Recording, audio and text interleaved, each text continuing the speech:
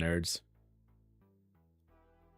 Welcome back to another weekly episode of Patch Notes. Keep you updated on, this week in tech. That way you guys don't have to follow up with it. We can do that for you. Hit some of the biggest news of the week, whether it be cell phones, games, any tech news in general. Anything you guys have to bring up too. Feel free to post it in chat. All right, speaking of that, let's get chat up and rocking and rolling there. Okay, and that is golden on that front. All right, let's remove this. We don't need to see that anymore. Cool, we are golden. All right, we hanging out. We letting him do his thing. Yep. Well, I'm back.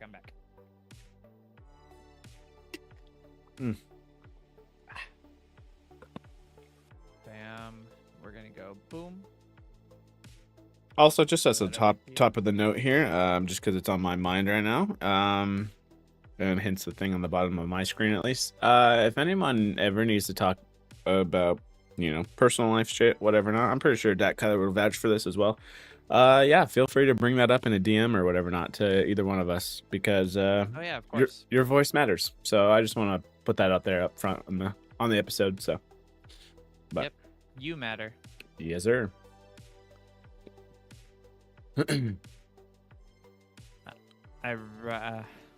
Ironically, I've had to have a few of those conversations at work lately. Well, I'll put it this way: it's better to have the conversations than not. So, Yep, agreed. I will say that because unfortunately, some people just, I don't know. You think you're a burden, but you're not. How about that? So, Nope. you are. We're just people just like you. Yeah, just human. Just trying human. to live. Day by day, folks. Day by day. I'm still behind right now. I No, didn't you're. realize how far behind I was. Oh, you're golden. Ooh. It's a doc. It's not a sheet. I'm so used to using sheet. Yeah, you got to pull it up on your iPhone, dude. Oh no, I'm not using that anymore. Dude, I thought you loved it. Not even a little bit. Not even a little bit. Is it weird that I get like a little kick out of the iPhone I use only as a webcam when it's just like, oh, you forgot to set me up fully? I'm like, no. You're fully set up. Oh, dude. Don't you worry about it. Mine does the same thing. Same with my iPad I use for work. It's like, you need to set me up full because I don't have a Apple account on it. Interesting. They allow you to fully skip that? I wouldn't think Apple would do that. That piece of it, at least. Well, no. Okay. I think it's an iCloud account I don't have. Oh, So it okay. can't back Gotcha. up. Oh, okay, gotcha. Yeah. Correction. I was like, there's no way Apple lets you just, oh, you want to skip sign in? Okay, here you go. No. Cool. All right. It's been a good week. It's been a kind of a slow week in tech, honestly. Not Yeah. much happened this week. A little bit here and there. So if we want to, obviously, we can always dive into stuff and do our typical tech tangents if we need to, whatever gets brought about. So in the meantime, though, fucking spin that wheel. Ooh, before you spin it, let me pull you up. Or did you already spin it? Oh, it's spun, dude. I'll catch you on the back end. Oh, no. What did we get? All right. Assassin's Creed. We were giving it some I think pretty good shit when we were watching those trailers and whatnot. At least comparing it to others. How about samurai games? How about that? Yeah, that other one looks so much better. So this game is interesting. I have watched a lot of reviews on it. I don't know, have you? Yes, to the point where a lot of them I kind of vibe with one where if you're used to Assassin's Creed and that style already, not the older stuff, but more of like the your Odysseys and God damn it, what was the other one? Valhalla or whatever, those kind of games. If you're already used to those mechanics and stuff, then you can buy this kind of hence day one, and I think you'll be fine. is what I've Yeah, seen. you'll probably jive with it. You'll probably jive with it if you've already played one before. So the thing that I found interesting about this was their wording for Assassin's Creed Shadows has passed 1 million players. That's not 1 million copies sold. That's 1 million players. So I'm curious because I don't know if you know, but yeah, it's Ubisoft, right? They're Yeah. in a little bit of a hole right now. They're like they're short like $500 million. So Holy crap. this game needs to do really really well. And so far they're touting it as it's doing well, but I don't know if it's from copies sold or from their like subscription service that they have. I think it's Ubisoft Connect is what it's called, right? Yeah. So I wonder if it's actually doing well or if it's just Ubisoft Connect boosting the numbers. Because everything that I've seen, this game is about a 6 out of 10. Yeah, it's not yeah. great, but it's a good time, if that makes sense. Mhm. I'm trying to see if there's any like comparison or anything like that. I think Valhalla was closest comparison, wasn't it? Yeah, because I think they're trying to. This game is basically chasing that one now. I think, or Odyssey, one or the other. So, I will say the one thing that they kind of pointed out. I want to say this game is also like 35 hours to beat compared to the other ones that are like fucking 60. So another game that came out that recently that was kind of hyped that actually ended up not doing very well was Dragon Age, wasn't it? Yes, Dragon Age, that game Valgard or whatever it is.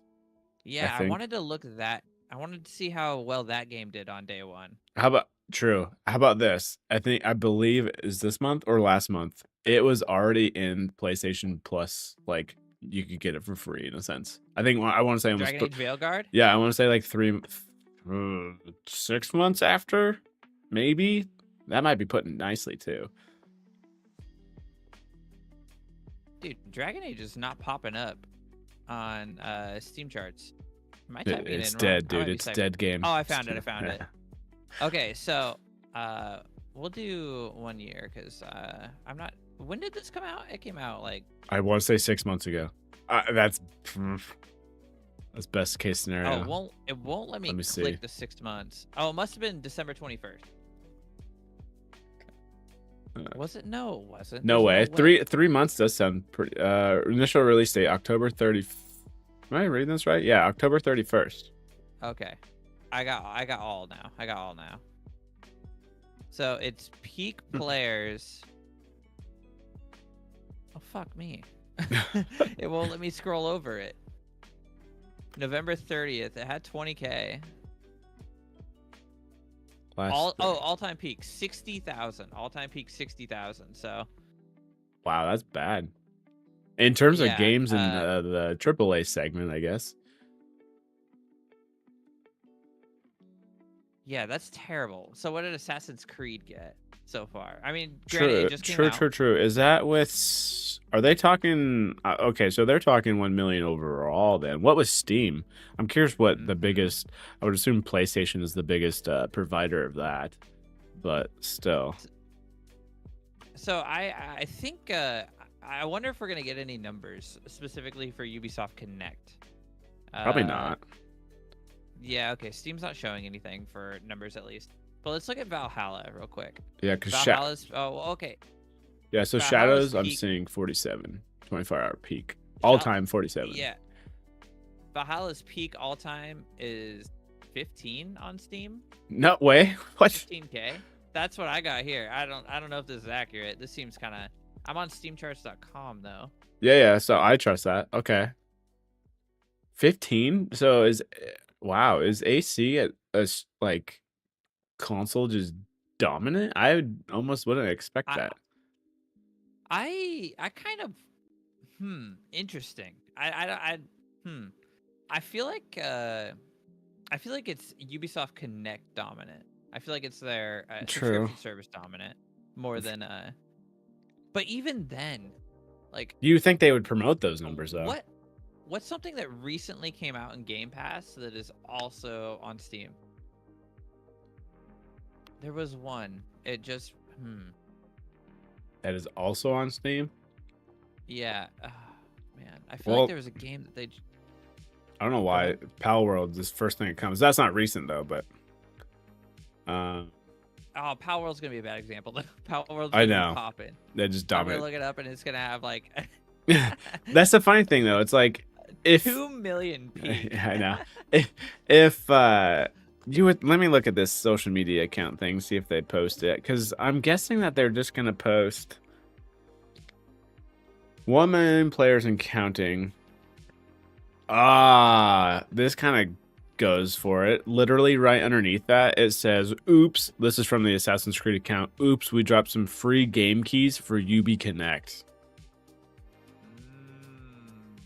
Okay. And then the Okay. and the person right underneath that, it says, and only 40K on Steam. Lol, right? So I think you might be right there. And it says, yeah, Steam players didn't get the memo because, yeah, all-time peak is at 41 when this person corrected.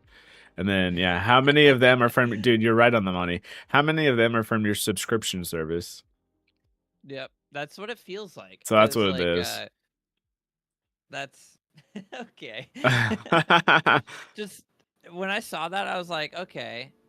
All I'm seeing are like kind of like subpar like reviews for the game, so I'm surprised that you have such a high peak. And then it just didn't sound right. Yep. And then this 1 person kind million of, players. like what you said, in terms of we have to pay attention to the wording here, because, yeah, 1 million players. And then this person's like, I remember when companies used to say 1 million copies sold. So I'm kind of curious too. And like in this day and age, like, for example, a view on a video is maybe, I don't know, someone watching your stuff for, I would say, maybe 10 seconds. I don't know what it is on YouTube, but like, I want to say even on TikTok or some shit, if it was like 3 to 5 seconds, it counted as a view. I'm pretty sure. Yep. So Yep, in terms of a player in a game, I wonder if they have to like play for over, I don't know, 30 minutes, an hour, or however long it takes. Or if they just load the game, start it up. And yeah, it's like as soon as they create that story file, it's like, boom, that counts. You're a player. You're a signed player. up. You counted. It counts. Yeah, the fact that they dropped some codes to UB Connect, and everyone else is calling them out on it. Yeah, I think you hit it right on the money. I won't be buying this game. No, you don't have to, because you just go to UB Connect, dude. Oh yeah, there we go. We got it free. we got the free codes. I just I'd laugh so hard if those codes were not used. I have Valhalla too. I just never played it. The only Assassin's Creed I actually liked was Black Flag, and I hear this from a lot of people actually. Oh, that's the one I always hear in terms of when people last played in AC that they loved. It was Black Flag, dude. The ship, everything about it was amazing. Well, not just that too. I'm trying to think. So typically, I want to say, granted, this game did get delayed because I do not remember the initial release date they were trying to hit. Because typically, Assassin's Creed games come out October-ish, I'd say. Because I want to say, I think you're right. Usually around the Black Friday point is either that or they come out early November or something. Because I remember one of the Assassin's Creed games, and I was like, oh, that looks kind of fun. And just waiting not even a month, and it dropped to a sale of $35 instead of the typical $60. So I'm kind of curious if, because there's no like holiday window that they have to hit, I wonder if this allows them to hang out at the $60 price point a little bit longer, which then I guess they're just going to try to push you to UB Connect so you can play it over there for cheaper, just so they maybe get those player counts up, but still. That's a good point, actually, because there's not something hot coming around the corner. Yeah. There's really nothing competing with it, honestly, that I'm aware of. No. So I went to Steam DB, and Dragon Age Veilguard is at 89,000 all-time peak. All-time peak, okay. Yeah, so they're getting smashed by one of the worst games of the year. Dude, UB's... Oh, okay, so... I don't know. Let's just put this scenario in place then. You're in charge of Ubisoft. What do you do? Obviously, they're just getting hammered. Ooh, that's rough. What are all the IPs that fall under Ubisoft? Oh, let's look I that up. feel like they have quite a few good ones. I want to say just off the bat, I want to say you got to change your gameplay style up. Like it maybe Oh, guaranteed. it's not fresh anymore.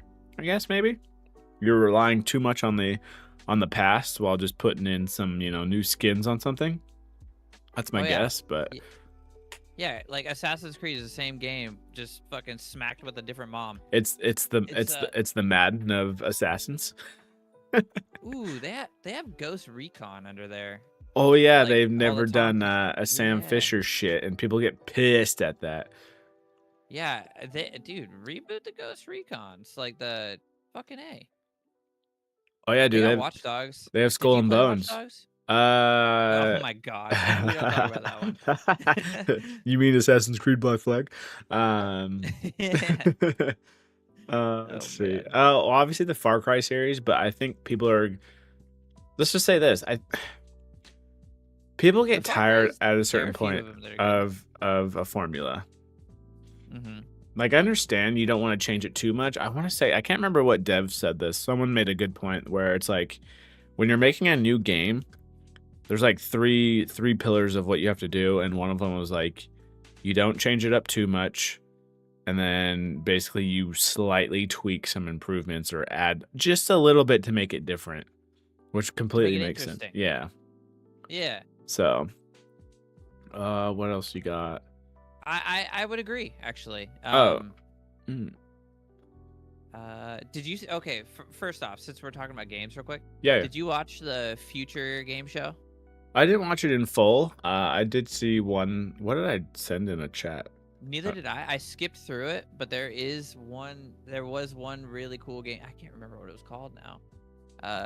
There was one really cool game that I was like, oh yo, this is like Doom but multiplayer. Oh shit, that's dope. It's hard with those. I feel like they always need, besides maybe, I don't even know if IGN posts that crap, but I always feel like those shows need a TLDR. Just give me a playlist trailer, because I'm not gonna 10 seconds of each one. Yeah. The highlights of everything. Yeah. What was it called? I'm which I don't know, which might be a bad thing. Deathground looks sick too. Because it'd be like, oh, your attention span can't handle a full trailer now. Good God, you fucking nerd. Bro, have you seen Kingmakers? Is that a trailer? Yeah, that was one of the games. Okay, so it wasn't announced during the show. It's been announced for a while, but it's the game where oh god, yeah, you're in medieval times and you're fighting with modern weapons. Well, not just that, it's the trailer too, where he's like in a vehicle and he's running people over, isn't he? Yeah, and they're trying to pike you and shit. They're like, is that multiplayer? I hope so. I hope so too. I gotta look this up. I gotta see if it's multiplayer. Yeah. Kingmakers. It might be on Steam already. Ooh, Unreal Engine 5, dude. That'll run fantastic. Yeah, single player and multiplayer modes. Yep. Nice. Sold. I'm hyped on that. Sold. Oh, this one looked good too. Pioneer, or however the fuck you say it. God, I just love the quirkiness of some of these games that just get released. Yeah, so I actually didn't even know this game show was a thing. I didn't either, actually. I was like, what the fuck is IGN posting? I'm like, oh, okay. And then I skipped through and watched some clips, and I was like, oh wow, there's some like really cool games here. Painkiller. That's the one that's like Doom, but if you get a chance, you should definitely watch the trailer for that. It actually looked really good. See, I'm just briefly like going past it. What the hell? How is this not like that is a straight ripoff? Interesting. Yeah, right. But it's actually an old game. It's been around since like 2005 or 2006 or something. It was on the original Xbox, if I remember correctly. 2025 coming out. Okay. Yeah. I'll wishlist it. It's you said multiplayer, or is it co-op? Co-op. Oh, online co-op. Dope. Okay. Sick. Ooh, at least fall. that's what they fall made it sound like. 2025. Yeah, 2006. It came out on the original Xbox. Really? Yeah. Huh. Must have been just deep in Halo, I guess, or so. Yeah, we were.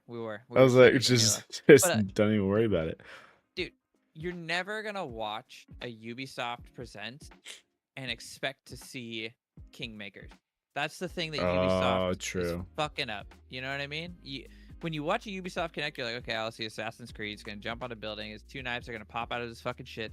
Don't forget And the eagle cry. yep, the eagle. Yep, Caw-caw! forgot about. Oh, damn it, fuck, my bad. Oh, Watch Dogs. Yeah, we're gonna watch him hack a camera, and he's gonna stand along a wall, and there'll be like, come Ooh. on, bro. Okay, so I'm starting to see a theme with Ubisoft. All their games are the same with a different tweak, if that makes sense. Every single one of them. Yeah, okay, Assassin's Creed has the eagle. Watch Dogs, you have like the hacking tool. I played the first one. I didn't play the second one. I hear the second one's still pretty good, but I mean, whatever. Far Cry, you have like the towers, I guess. Yeah, you just have guns at this point. Like, yeah, it's just missions on a mini map, all this other stuff, and I don't know. They're kind of just boiling all into each other. It seems like. So there's nothing. The only different one, and probably why it's still, because I don't know if anything competes with it in this genre, maybe, is Just Dance. they're probably like, okay, guys. We got Just Dance, we got Rabbids, we got all this. Like, come on, dude. Weren't they? Did they? I know people were really hyped on a Prince of Persia game. Did that ever get released? I think so. They've had a few that they get released. It's just they don't follow up with stuff. Well, actually, I think the like 3D normal like AAA Prince of Persia, that one probably got delayed. I think because I know there's a 2D version as well. That's more of a roguelike. And then well, I was just looking this up. Oh, Immortal Phoenix or whatever that game was called. That one, a lot of people gave it, I don't know, your 7th, 8th, whatever not, and I don't think there's a second one coming on that. Immortal Phoenix, that was the one that was like Zelda, right? Yeah, Yeah, I played that on the Switch. Apparently, they own Trackmania too. Okay, that game's fun. It's just they don't. I don't think they promote shit. No, that's actually pretty dope. I'll give them that. Ooh. But owning Tom Clancy, dude, let's do some shit with the old Ghost Recon. Yeah, I loved those games. No, the sneakiness. Well, I'm actually very curious of. I actually really like the Division too, but I mean, I got it after everybody else did, so I didn't have a partner. True. I think Division, which is kind of funny that they got rid of Heartlands. I feel like it fixed that. It made people's itch for the third party, almost like that's not Gears because it's not in the same art style and that kind of stuff, but not at all. That take cover and shoot kind of mentality. Mm-hmm. But it was definitely like it was one of the first extraction shooters style, wasn't it? Yeah, which is hilarious. Guess it wasn't exactly. It was for the shooter, but the black. What would they call it? The Black Zone or whatever it was. Yeah. I think it was Black Zone or Dark Zone. Dark Zone, whatever. Yeah, like that was unique. Circle of, yeah. As soon as you enter it, it's cool. Like you can take whatever gear you want, but if you find some real people, you can knock. You know, you have to call in a helicopter. Yeah. They own Anno too. That's actually pretty cool. Anno is a dope game. I would never play it because it's massive, but Anno is pretty cool. I also feel like they have some. Ubisoft needs to help out the indies. I feel like. Now that I think about I agree. Hell, even EA does that. Oh, they do. Yeah. There's a few smaller games on here, but they're still like big known people. You know, like Rabbids and Rayman. Like those are smaller. I still against like Assassin's Creed but they're big names. People know them. Yeah. I guess they have the South Park games too, so that's pretty cool. I guess. That's lucky on them, I guess. Yeah. Again, because the reasons why those ones hit is because they're different. You need some different flavors in there. Every other game of yours is fucking same shit. Just big old open world. Either put assassin blades in the hands or a gun, and then you know it's the same shit. Like, all right, call your birds. call your bird. Call your drone. Call your whatever. It's like, good Lord. I like those kind of games, but in like you know what game actually did it right? I feel like was always the I always liked the Tomb Raider games. Like the newer Tomb Raiders, they were so good. I Square enjoyed the Square shit out Enix of on those. those ones, I believe. Yes. I believe it got sold off though, didn't it? Oh, I, maybe. I think I I can't think someone remember. else owns Tomb Raider now. No, I those was ones are really good. hoping. Because I don't know, those kind of style of games nowadays. Hell, even Indiana Jones was getting this comparison. I don't know about now when the game's finally out. Indiana Jones is apparently really pretty. I know I need to download that and play it eventually. But Yeah, I want to try it. I just feel like anytime you get an adventure-ish kind of game like that, Tomb Raider, indie, or anything like that, they're like, oh, Uncharted. Like, sure, Uncharted's a great. If you're comparing it to Uncharted, I don't see a problem in that, in my opinion. No, Uncharted's amazing. Yeah, Uncharted's really good. it's not a I knock love against it. Yeah. No, I love like it had it all for me. You know, the puzzles, the shooting, the hunting. It had it all for me, man. It was a good pace. Yeah, I actually played all of the Tomb Raiders that came out more recently, not the old ones. What was it? I think it was the second one. I remember it was a good couple of year gap doing this, but I got to a point in the second one where I was like, I swear to God, I'm pretty sure I've played this. And I'm like looking through. I'm like, yep, I've played this. Yeah. It just had to. I had to I've get to a definitely certain played spot this. where I was like, this. It just feels too familiar. But it's still up to that halfway mark or whatever. Not. It still felt pretty good. Dude, and those games, like, if you were to load one up today, they hold up. Yeah, graphics But wise also, and everything. Yeah. also they like the developer doesn't hold back to like when a new RTX like update comes out, they like push an update for the game because the game's just so pretty. Oh, okay. But yeah, I mean Assassin's Creed, whatever, dude. It's whatever. I'm not excited. If I could ever get it for free, I'll play it. Which I don't. I could easily see them again. Watch this come to PlayStation Plus and Bro, end of summer. It's not even gonna beat. Oh man, I just closed it, didn't I? It's not even gonna beat Dragon Age Veilguard. It's just not. No. Well, and like I And said, that already is on PlayStation Plus within the 6-month time frame. Man, I kind of feel bad, but honestly, Vote with your wallet. There's That's what's happening. So there's nothing from Ubisoft that I want to get right now. no, and this is why I still stand by. Don't unless reviews come out, kind of makes sense. Whatever, not because then you kind of get the taste of some stuff in terms of the whole pre-order thing. Because nowadays we get reviews before a game actually drops. But typically, yeah, don't pre-order, and also don't pre-order for this like early access of like 5 days ahead of schedule kind of thing. Pay I'm $100 not. to play the Yeah, game, I'm not a fan of that. So No, you're just paying $100 to play the game when it was supposed to come out, but they're like, we could weasel a little bit more money out of you. yeah, The game's fucking ready. Just release it. yeah, we're gonna prey on your patience level, because why the hell not? I can't think of a single game that I don't have enough time in a week to even pay that much to make it worth to play a fucking game early. Yeah, unless you You know what I mean? dedicated yourself and it was like you took that day off or something. Mm-hmm.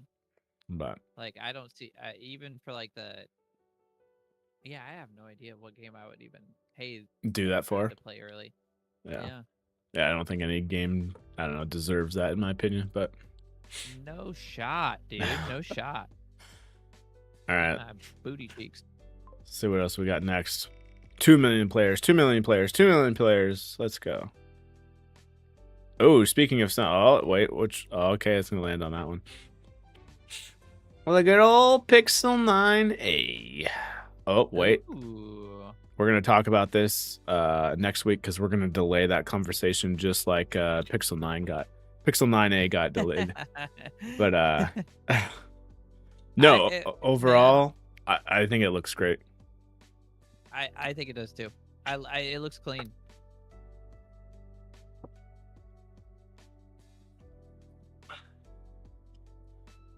But like these are official images, right? Yeah. These are the real deal. So the leaks were correct. Super clean. I like the flush at the back. Oh, super! I was gonna ask. I wonder what is your buddy gonna get it? Probably not. He's considering buying the Pixel Fold 2 right now. Ah, okay. I did see. And Yeah, I because told I him, looked on the store. A bunch of stuff was on discount. I told him to do it because I know eventually you'll get bored of it. And I'll be able to There get you it from go. you. There you go. Yeah. I told him to do it. I told him that I would buy him a case and all of his screen protectors because I know it'll So be you mine can protect eventually. your phone. Yeah. I was like, I'll get you a nice ass Good case lord, and screen protectors. you're future proofing it for yourself already. I love it. Yep. So we'll see if he does it. Um, These look clean though. I think they look really clean. I love the flushness on the back, and I wonder what they had to remove to be able to do that. did they remove it or did they make it thicker? I don't Did know they what make it the thicker? Do we have what's the dimensions? It doesn't. According to the photo, it doesn't look any thicker than my current phone, really. true, yeah. Yeah, and I guess Like hence based off like the buttons and such, you know? yeah, and hence the joke earlier in terms of it being delayed. Supposedly, we're not going to get an answer of this, but Google delayed it until April, just so they can, since there's a small batch of them having some form of an issue, so they can kind of get that out of the way before it gets actually shipped out to people. Which luckily it's not up for pre-order, so they're not at least taking people's money without something getting shipped yet. It's their budget phone anyway. Which, fucking clap that out for Google there, because iPhone, what the fuck you doing, dude? What Apple? What are you doing? Your budget is whatever, $700, bro. Yep, $500, baby. No. You gotta stay under $499 to be considered budget territory, in my opinion. Well, I mean, it's fucking $500. Well, no, which is funny though, because with Google stuff, it's $500 now, but I don't know. Give it 6 months. Hence why I asked. Bro, obviously, you it'll get the be $449. Yeah, you get the homie discount. Obviously, that's usually the cheapest route. But in terms I can of, get it off him for $200. I was gonna say, why do you think I asked? Exactly. But the 8A, if I looked at that, I want to say that was $350 or so now. So it's like, how long are you willing to wait? Luckily, you don't have to wait too long typically with Pixels, and you get a 7-year update cycle, which is nice with these phones. Also, biggest battery in a Pixel so far. I'm assuming the 10 would have at least, I don't know how you wouldn't. I'm assuming the 10's gonna have the same size, if not bigger. Is it really the biggest battery? Yeah, 5100 milliamps. But they don't mention. I didn't hear any. I didn't hear the tech behind the battery though, because a lot of these new phones are coming out with. It's almost like a God. It's not solid. Is it solid state? Yeah. It's some form of new battery tech. Yeah, that can like almost like stack on top of each other, in the same footprint in a sense, and so. A lot of these phones coming out this year, whether it be OnePlus, Samsung, are able to get away with a little bit more juice in the phone, making it hold a little bit more. So no one, even MKBHD or anything like that, didn't mention it. So it's literally 40 milliamp bigger than my phone's battery. You have the XL or the whatever they call it. Okay. Yeah. That's why I was like, wait, I swear mine's like over 5K. Let me take a look real quick. Holy moly guacaroles. How did they do that? Because they recessed the camera too. That's impressive. I want to see the inside. Yeah, so it was just weird because well, embargo wise too, the reviewer, well, it's not, I always see them as reviews, but they're not.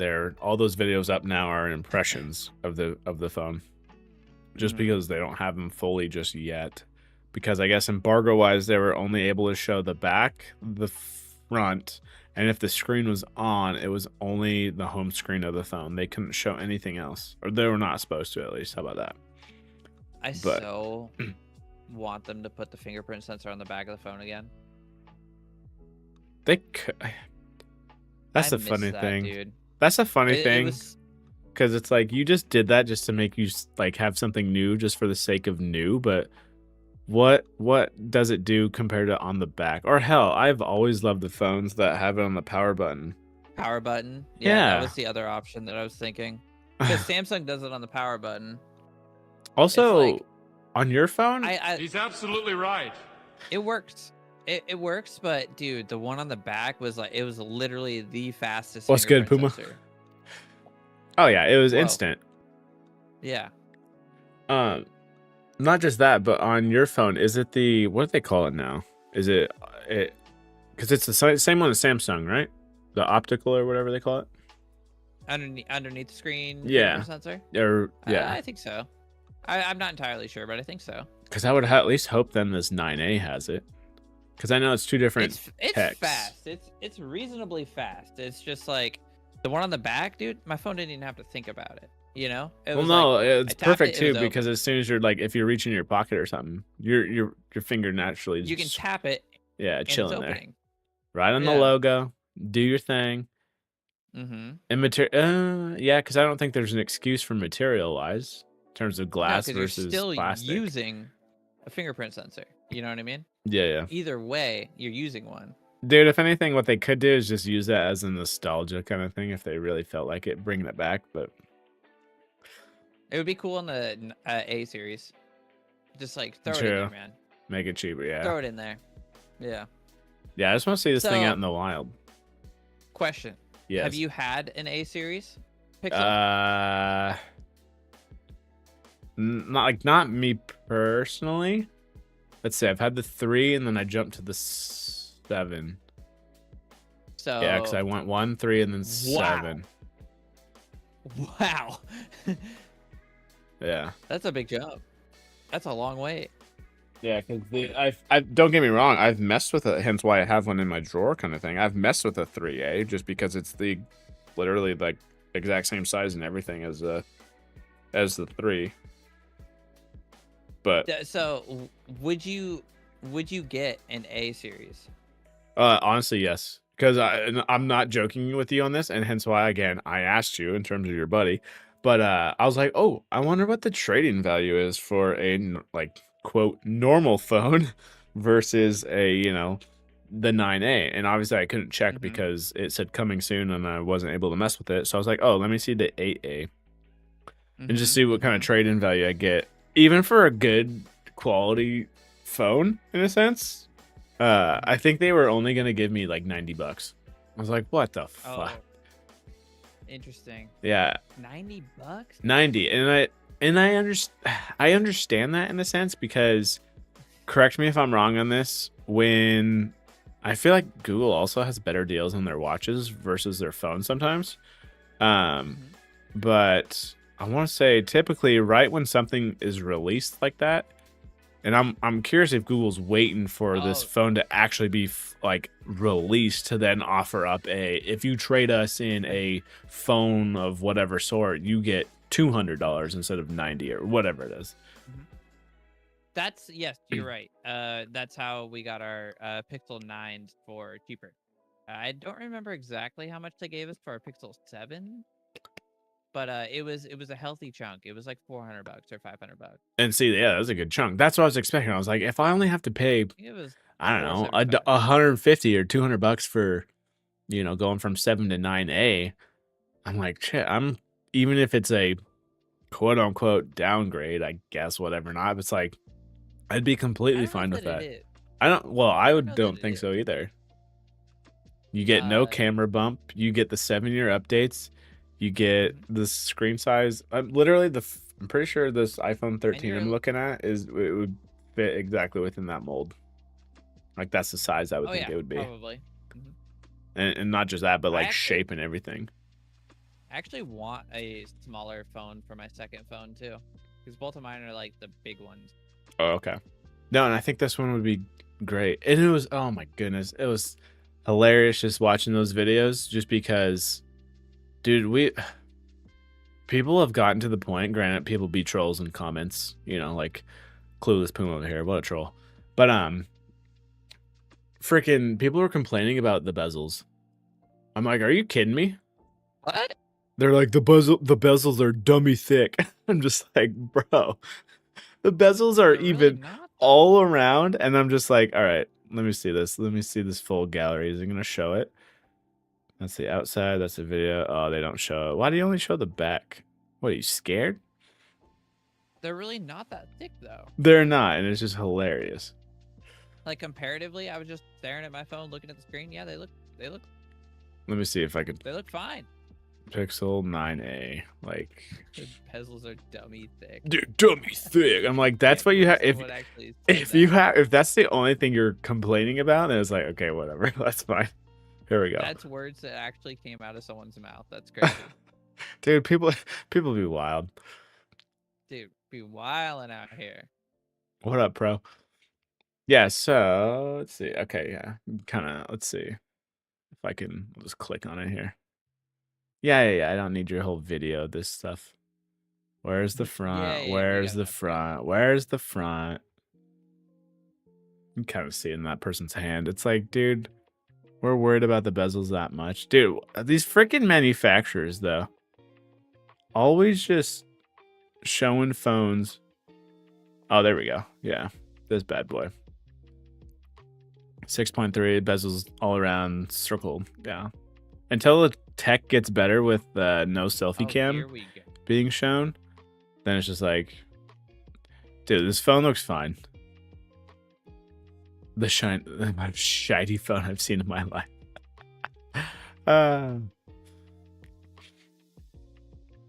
Yeah, $499. The funniest part too is all right, typically everyone else is taking a page out of Apple's book, but let me see if I can find it. Okay, so it has the same screen as the Pixel 9. You guys see any similarities here? It's pretty interesting. Yeah. Oh man, that looks like a Pixel. Welcome to the Apple Pixel. I just thought that was funny. Oh, a little less RAM. You still get the 10. 8 gig, yeah. A lot of people were actually making, I wouldn't say complaints per se about the RAM, because again, we'll have to see when it actually gets people are able to actually review the damn thing. Just because a lot of people are saying with the 8 gigs, you'll have maybe some AI constraints. Yeah, but what are you gonna do with AI? What are you gonna do with AI? Dude, I gotta set so many timers, bro. Dude, I'm the real deal, man. I put AI to the fullest, man. I don't know what you're talking about. Well, it's just like, what? I got to know the weather, my timers, my alarms. I'm a businessman, okay? It's just like the people that have $500 to spend on a phone don't give a fuck about what their AI can do. You know, if you care about what your AI can do, you're gonna spend like $1,200. That's 13. You're gonna spend $2K. You're gonna buy the new RTX fucking graphics. 5090s, boys. I'm making my own. Yeah. No, yeah. $499. You're spending it literally for battery life, in my opinion. Battery life. I get security updates for 7. Boom, done, sold. Like, in a weird way, like, dude, what phone are you getting? What phone are you selling your grandma? Kind of thing. That's all they're gonna care about. How do I operate this thing, and how long does it last? Is it easy? Is it gonna last a minute? Yep. It's pretty okay. So you get half the charging speed, 23-watt fast charging. Yeah. 7.5 watt wireless charging. So it's literally half of what the Pixel 9 is. But bigger when your battery is bigger. Less RAM. There's not very many different 48 megapixel wide, 13 megapixel ultra wide. Okay, wait. The cameras are extremely different, actually. Yeah, we got 13 front, 4K rear, which makes sense. Yeah, they don't have the the optical. No, they have optical. Okay. I was say they're zoom stuff. They're good cameras either way. Like, dude, if Google re-released the Pixel 1, I'm sure that camera would be baller because their software is great. I know. I'm sad that I can't boot mine up. That'd be legit. Oh yeah, because it's dead, huh? Yeah, it's dead as shit. Is it just the battery? I think so. I've even tried charging it. It just blink. I think it blinks red or whatever. Before the next show, I'll dig out my old Pixels because I think I have a Pixel 1 that'll still boot. Oh, dope. Yeah, it's kind of interesting though too, because we have a 5100 milliamp hour battery, so biggest in Pixels lineup. And I'm assuming it's just a marketing thing in terms of as soon as it goes past 100 or maybe just to 100, they just cap it right there and call it good. Because it's just funny how Yeah. all 3 phones say up to 100 hours. And you'd think this one would go Oh, yeah, past that probably. for the others, but still. I was trying to look at and see if there's like any extreme differences in the specs, but there's really not. So I'm not sure what they removed to like be able to inset the cameras like that. Yeah, true. Does it not go? It doesn't show thickness or anything, does it? No. At least on this website. On No. Google's Oh, own. wait, dimension. Did they make it thicker? 154.7 by 73.3 by 8.9. This doesn't sound right. Oh wait, it is 0.3 thicker.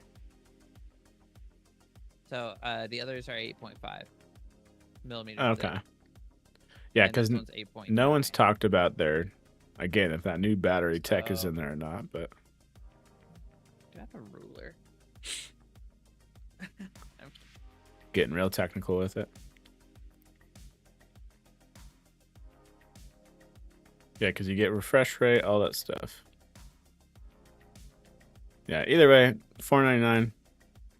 Good old. The Pixel lineup is literally its software comes first kind of thing. So Yeah, I'm impressed, I think hats off Dude. to them for the most part. dude. Yeah, thumbs up for Google, man. Good job.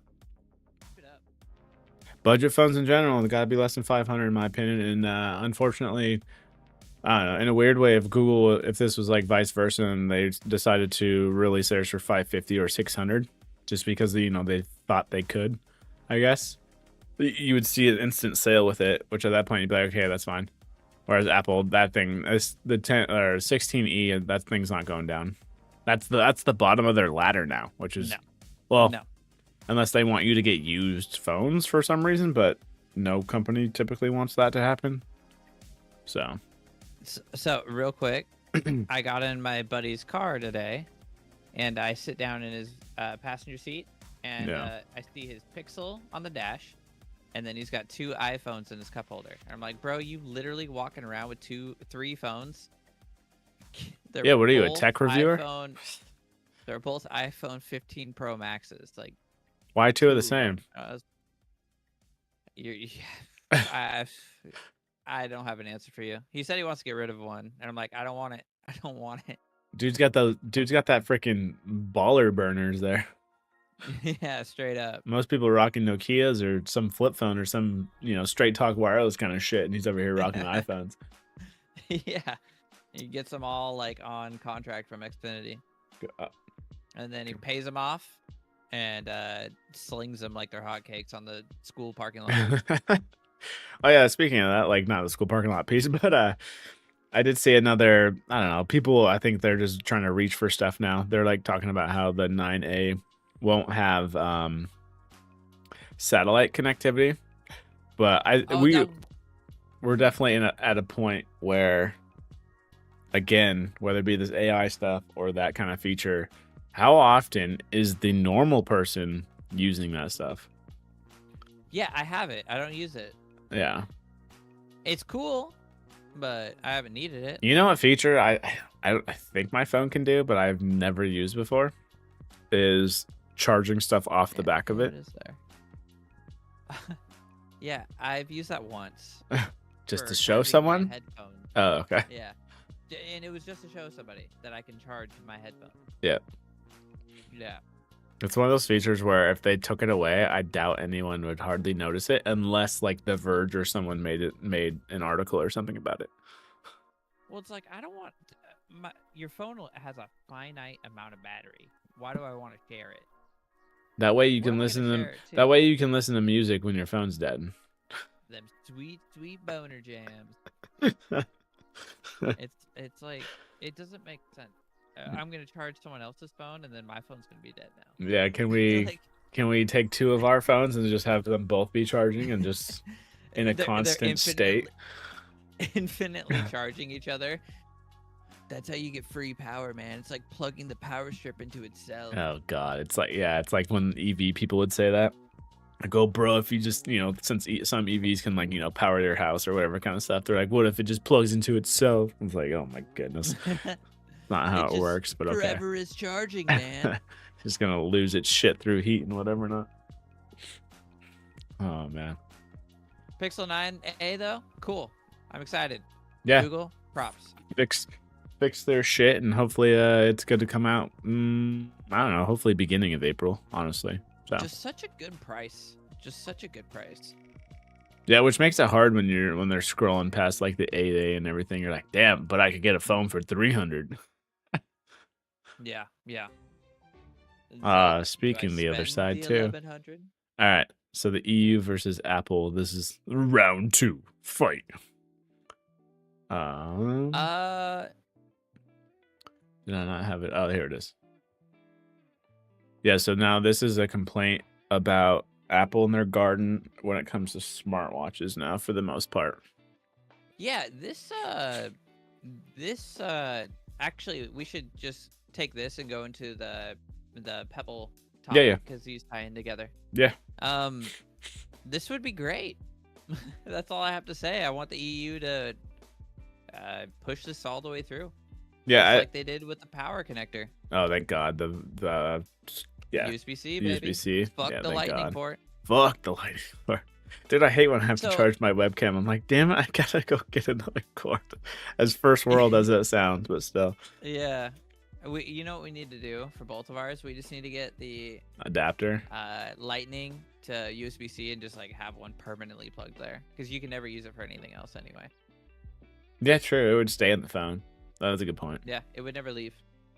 But so basically, what this would allow is other. How do you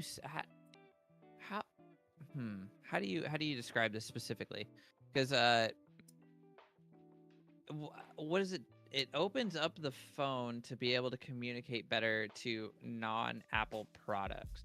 Correct. I'll give you an example of how bad iOS it is currently, though. Actually, because it goes with MacBooks, and it goes with even the smartwatch itself, the Apple Watch. It'll help it all.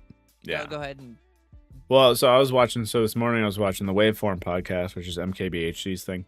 And I guess supposedly, I didn't know this. I knew it was bad in terms of, you're not going to get as seamless of an experience with, the third party versus an Apple Watch, which makes sense. That's what Apple does. But I didn't know it was this bad. So the guy was talking about how he has a Garmin watch, and I think he was using it with an iPhone randomly or something like that. Mm-hmm. And even like on our watches and everything, those like little short messages you can send, the okay, yes, no's, all that other stuff. If you click on that, and if let's say you're connected to the iPhone, those don't even send, to my knowledge. No? Yeah. So it's just stuff like that where it's like, this should That's crazy. work by default. I understand maybe you're not as integrated. I tried it. Yeah, it's like you're not as integrated as, say an Apple Watch would be. But at the same time, when it comes to the basics, you should be, allowing me to do that. Yeah, I fully agree. And it's actually it's so fucked, dude. Apple is so fucked because everyone else does it. I mean, sure, like let's say you're using a Pixel watch with a Pixel phone, you get a little bit more. Like for example, when I had my Galaxy watch, if I had a Samsung phone, it would be able to read my blood oxygen levels, I think is what it was. Yeah. Or EKGs or whatever, like the heart rate. it could measure my heart rate, and it couldn't do that when it was connected to my Pixel, but it still read my heart rate. It still sent out texts. I still was able to Google message and get my notifications and everything. So every watch or every manufacturer adds a little something when you use it with their product, but Apple, anybody, it just doesn't. It's a big old no symbol for using any other product, and I just hate that, dude. That's so like anti-consumer. It's miserable. If anything, you should make it The software, in my opinion, shouldn't be the limiting factor. I'm almost thinking it should be the hardware. So here's an example of this. So like they don't have them anymore, which I think sucks. I don't remember if it was like just a cost thing or what. So I have had a Galaxy Watch, I think it was 3, Hmm. and this was before tap to pay was even a thing. Honestly, it was like trying to take off, but it wasn't doing so well or anything like this at this point. But that watch alone, hardware wise, had a thing where you could double click it on the side and it would send out a signal that acted like a typical like magnetic reader, kind of your credit card, your Visa card, all this other stuff. Oh, yeah, yeah, yeah. Yeah. But so it wasn't just the typical NFC that we have in our watches that does that stuff now. It was a different technology where if the reader didn't even have tap to pay, it would mimic you swiping a card and it would still work, which was freaking sweet. And so you'd come up That's to, cool. yeah, you'd go. I did it a few times where, Bro, I had that watch and I never knew. I still yeah, have that watch. and it's like, all right, and you double click it, get your card up, ready to go, and you'd hold it right where you would swipe your card at, and it would register it, because it somehow like that technology wise, it's like it would again mimic that magnetic field or whatever it was doing, like you just swiped that card.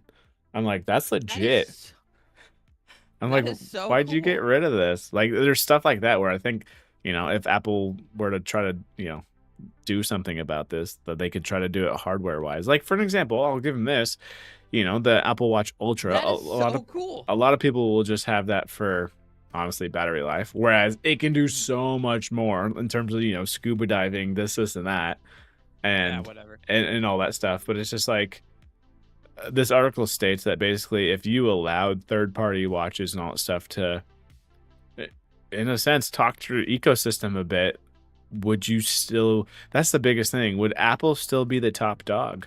I could say yes, just because is the only thing I'm I don't think thinking so. of is a lot of people don't like change, unfortunately.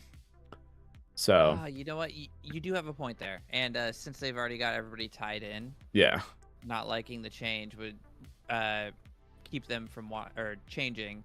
But if fuck, that sucks because they already have that hold. So if they didn't already have that hold, I don't think they'd be top. yeah, But but since they already have that hold, you have a point. yeah, and not only that, but I think let's just say whatever the ideal world, whatever, not if it were open like that.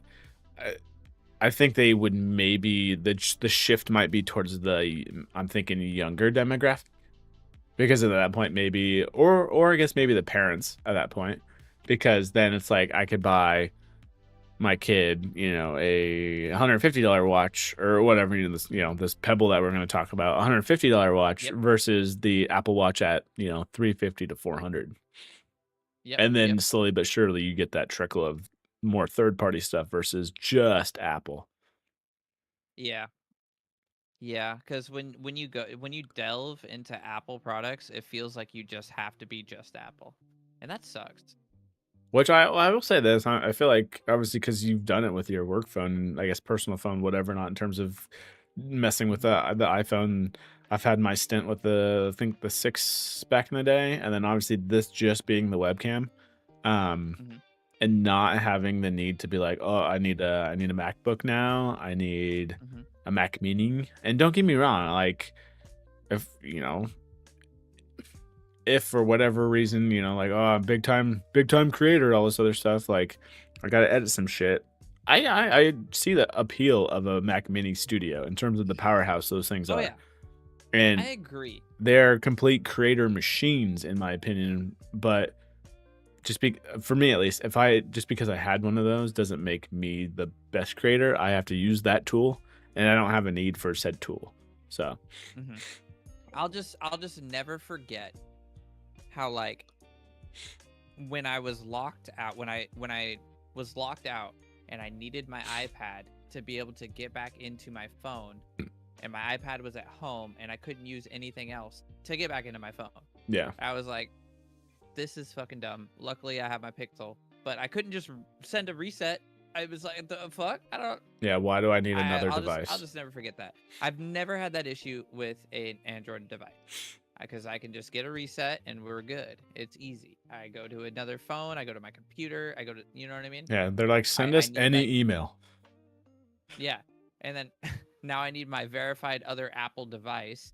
And they were like, well, okay, it listed all of them. So technically it listed this phone too. Yeah. And the phone at my wife's desk. And obviously I didn't have those. But I was just like, this is fucking dumb. I hate this so much. I'll never forget that. And it sucks. I felt like that moment right there cemented it to me that I was like, Apple is so fucking locked. Oh, you yeah. know, in some ways it's really good because it makes it really hard for someone else to get into your account. But for me, it was very annoying that day.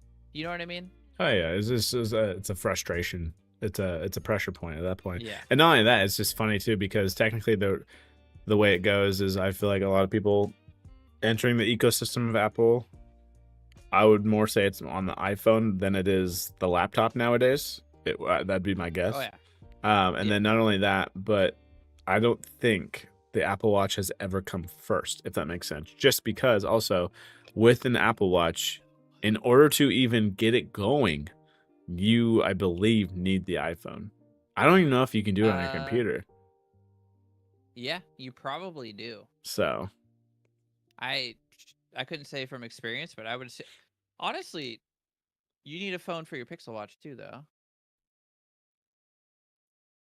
Well, in terms of like, I need an iPhone. Like, for example, I could technically still use this elsewhere, I guess, if that makes sense.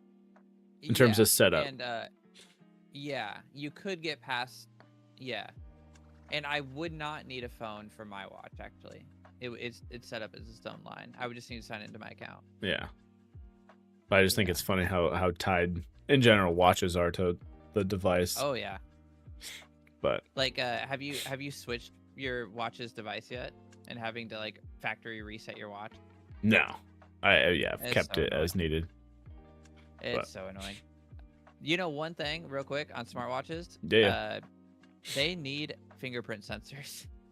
I'm so tired of typing in a password or like doing the code or something. Yeah, give me a fingerprint sensor so I can just go beep. Okay, I'm in. Here you go. It has. I will say it has. Or in the crown, if you can make it that small. Yeah.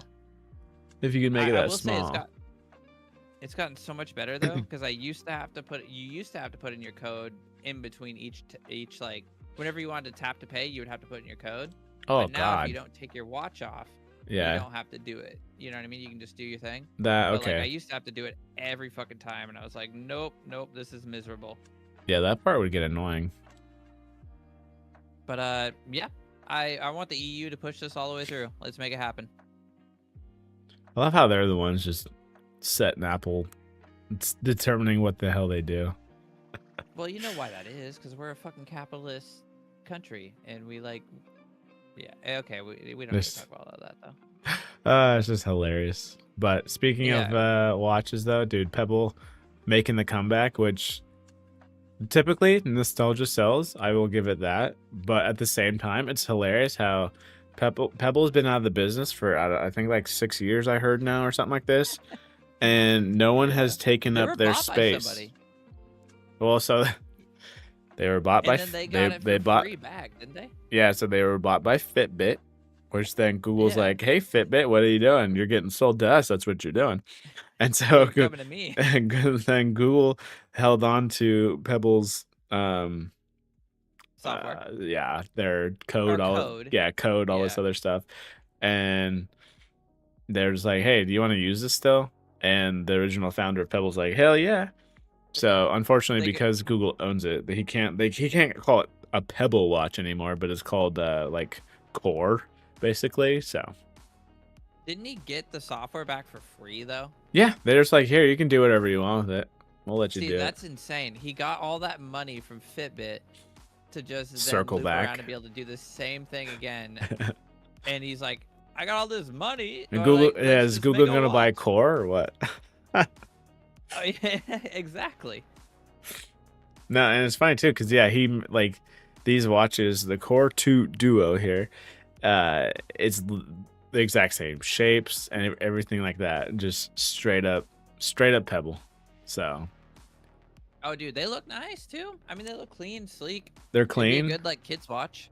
Yeah, for this one right here. Let's see if this one shows it, because I know one of them's 149, and then another one's 225. Basically, your differences are like color e-ink touchscreen versus just normal e-ink display. Which It's definitely. Go ahead. Sorry. well, I was gonna say, I think honestly, I'm almost think I don't know if it's happening now per se, or maybe within the next 5 years or so. I almost think we're getting in that a swing of kind of dialing it back a little bit, if that makes sense. Oh yeah, less flashy, more Yeah. modern and sleek What looking. what do you care about? What do you need still? So like this one's e-ink. This isn't the typical 24-day, or sorry, 24-hour battery life. The company promises 30 days of battery life. And that's not with some stupid like, oh, extreme Yeah, that's battery saver insane. mode or something like that. I just Dude, saw that. 30 days? Bro, Yeah, that's all this insane. has is your What time, was it? your I think alarms, um, notifications when you're feeling like it, and literally the basics. You see, you're not sorry, go scrolling ahead. on it, you're not doing anything. So I think they're super cool. I personally would never use one. Um, it doesn't have enough for me to be considered a smartwatch. And if I was going to wear a watch like this, it would definitely be just like a nice watch, like a regular watch. Yeah, yeah. You know what I mean? Super cool out there too. Mhm. I just love that the dude is able to use his software again for free. That shit's awesome. I hope he gets rich off this again. Oh, dude, I'm almost betting we see an article saying these sell out. Honestly. Yeah, if you were to get one, which one would you get? I would Honestly, probably get the colored one. okay, so I'd almost go vice versa. Oh, you'd go with the non-colored? Yeah, just straight basic. I'm Yeah. trying to see what the difference is here. Because for me, touch display, I'm not like, it's not a make or break for me, honestly. I want to say they both get a 30-day battery life. I think. Probably, because color e doesn't really And give you much more they power. both have speakers for assistant access as well. Oh, that's cool. Um, I battery do like that it life. gives you like your heart rate, temperature, time, date. That's Yeah. cool. Yeah, again, the straight basics. Yeah, okay, so it should start in July for selling these things. They're such a good price too. Oh wait. Are they waterproof? Ooh, That actually might change my answer. I don't know. Yeah, true. I don't know. Let's see if there's a IP rating here. IP68 baby, cross your fingers. I don't know what the original one was because it seems like they're both literally the exact same thing. Yeah, I don't see like a spec sheet here. I don't think so either. I think it's just besides what it's doing, e-paper and all this other stuff, alarms, timers, blah blah blah, Oh, Bluetooth, wait. I would definitely get one of these actually. Holy shit. thousands of watch faces. I'm looking at them right now. There's some cool ass ones. Okay, this thing is way cooler than I thought. Yeah, where are the watch faces? Holy crap. Yeah. Are you So looking at them many. now? Yeah, and those are just the watch faces. Those aren't even Dude, apps that people create. yeah, they got like a Fallout one. This is sick. Okay, I thought it was more static. I thought it was Oh, more there we go. like Apps and five different timeline. ones. Health, pixel mini games. Oh my goodness. True. I wonder because it is the same code. I want to say This changes my whole perspective he on this said thing. the stuff would work like almost like day one. That's a good Okay, point though so in terms of being proof / resistant though. There are many rough okay. edges. Some features will not be ready at launch. Dude, people are just gonna buy the crap out of this for nostalgia Oh purposes yeah. too. Well, and it's like garbage cheap. Well, not like garbage, but it's super cheap. Let's see. That's way over there, but whatever. They will not be sold in stores. Pre-order today, dude. How's it, dude? The pre-order is probably already just jacked up already. Probably closed. Like Pebble 2, but better. Heart rate Oh. monitor on that one, on the colored one. It looks like you can still pre-order actually. Metal frame versus I'm assuming. IPX8 water resistant. How? I wonder what that's like in the scale of what we're used to. IPX8. Are you looking it up? Yeah. Submerged in water, 1 meter of water for 30 minutes. So you can probably shower with it. Yeah, so approximately, yeah, so 3 feet in water for 30 minutes. So you should, yeah, showering should be fine. Which I'm okay. Answer me this: have you ever showered with a watch? No. Yeah, exactly. I still take my watch off. Same. I'm just like, dude, I don't want to like.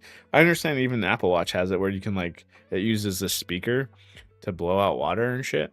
But I'm just like, I don't want it to be. I feel like it'd come back on me on some point and just be like, even though it'd be like, can I really point towards the water screwing this up, or is it me or what? But I'm just like, it's just I always think of it so simple as if I would have just taken this off, I would have a working watch.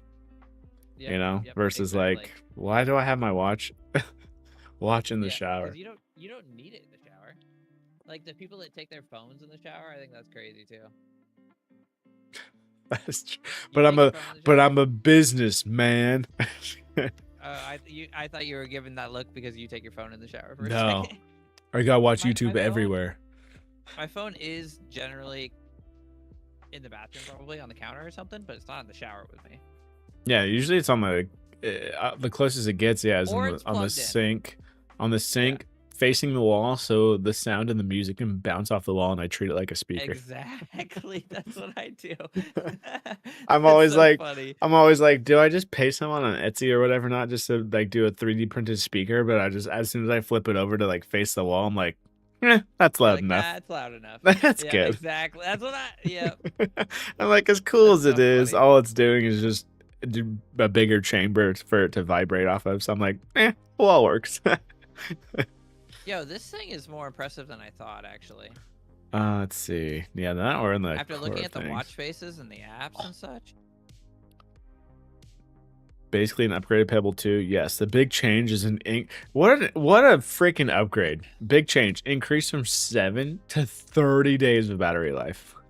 That's insane. It's crazy. Let's see. Speaker, touchscreen, boosted battery life. So yeah, they're both literally the same. The difference is color and touchscreen, give or take for the most part. I guess you get a little bit bigger screen on the colored one, but still. Oh, you get, okay, so also heart rate monitor on the, if that is a thing of concern, I guess, for you. You know, that'd actually be kind of cool. Oh, you don't get a heart rate monitor on the Core 2 Duo. Correct. Because, let's see. But you do get step and sleep tracking, though. Yes. And they both have, what did they say they added? An actuator motor, compass, and barometer. Because you know what's actually a really cool feature of smartwatches nowadays, especially, you know, I don't know, older generation, whoever not, well, there's that, but the whole like honestly the life alert kind of shit in terms of like I've fallen and I can't get up kind of thing, because it's usually done with an accelerometer if I'm not mistaken on that. So I believe you're right. Know if those have that, but that'd be kind of cool for this price point though. These probably will have some sort of like loss of heart rate detection though. That's like with the touch one now. Yeah, so hopefully they get into that stuff, which this is pretty cool. I would actually get one of these. It's one of those things you never want to test, especially the have you been in an accident as you're just like fucking bleeding on the ground or something like that. But luckily the watches and stuff they'll call in like 5 seconds even if you don't answer. So do you have all of your emergency contacts and stuff set up? I know I do on the phone, and I can't remember how to access it on the watch per se. I want to say it's what 5 quick taps of the crown or whatever it is, but made my wife set it up on her phone, so it lists all emergency contacts, her medical history, as well as her. I think it also has her blood type, Oh, there just you in go. case anything crazy happens. You know. No, yeah, you never know. Better safe than it's one of those. Yeah, it's again one of those like Yeah. insurance. You don't want to use it, but if it's there, Exactly. it's there. Oh, here we go. A little bit better of a compass. They make it sound like there's no compass on the core time too. Interesting.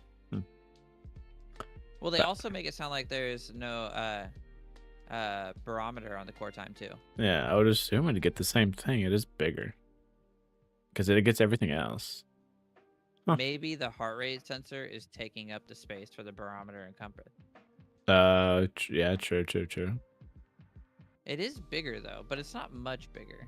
You don't need our permission to add new software features. You can modify the OS and run those changes on your watch. If you're hardware inclined, you can even build your own watch with different features or capabilities and run Pebble OS on it. Holy crap. Oh my goodness. Dude, I just want to see someone. Yeah, I just want to see. Because, I want to say, I'm just curious now. It's not Pixel. Now. I know, right? We're in the watch business now, boys. Yep, Pebble OS. We're going to call it Dat Pebble. Dat Pebble. I like it. Boom. Patent right now. Patent. Let's see. Pending. Pebble. I'm just going to type in round watch. They've made one, I'm pretty sure. Yeah, it was this. Wasn't it their first one? I don't know if it was their first one ever. Their first one ever was basically kind of what they're going with now, I want to say. I thought their first one was round, and that's why it was called Pebble. Oh, maybe then. Which is impressive then. Battery provides power for up to 2 days. Maybe, yeah, I guess that would be their first one if they're going from 2 days to 7 days in the square one. Yeah, I think this is when I saw them. Back then, it wasn't nearly as cool though, if I remember correctly. It was cool, but like it was more. Oh yeah. The bezels were huge. Oh, they're fat boys. Yeah, these are the bezels people need to complain about, not Pixel 9a bezels. Come on, people. These bezels are thickums, okay? But at least it's symmetrical, okay? These are cool though. I'm stoked. I'm happy for the creator too, that he's able to just get all the software like open source for free and be able to use it. I want to see what others do with it as well. The fact that you can do your own, like, if someone created their own hardware, can you imagine someone like? Because honestly, back then, I don't think it would be a hot take to say that. There's gonna be a YouTube video of it. Well, yeah, but I'm gonna say in terms of like, I don't think 3D printed was such a thing back then that I'm aware of, at least. So, can you imagine like I don't know, a 3D printed one? Oh yeah.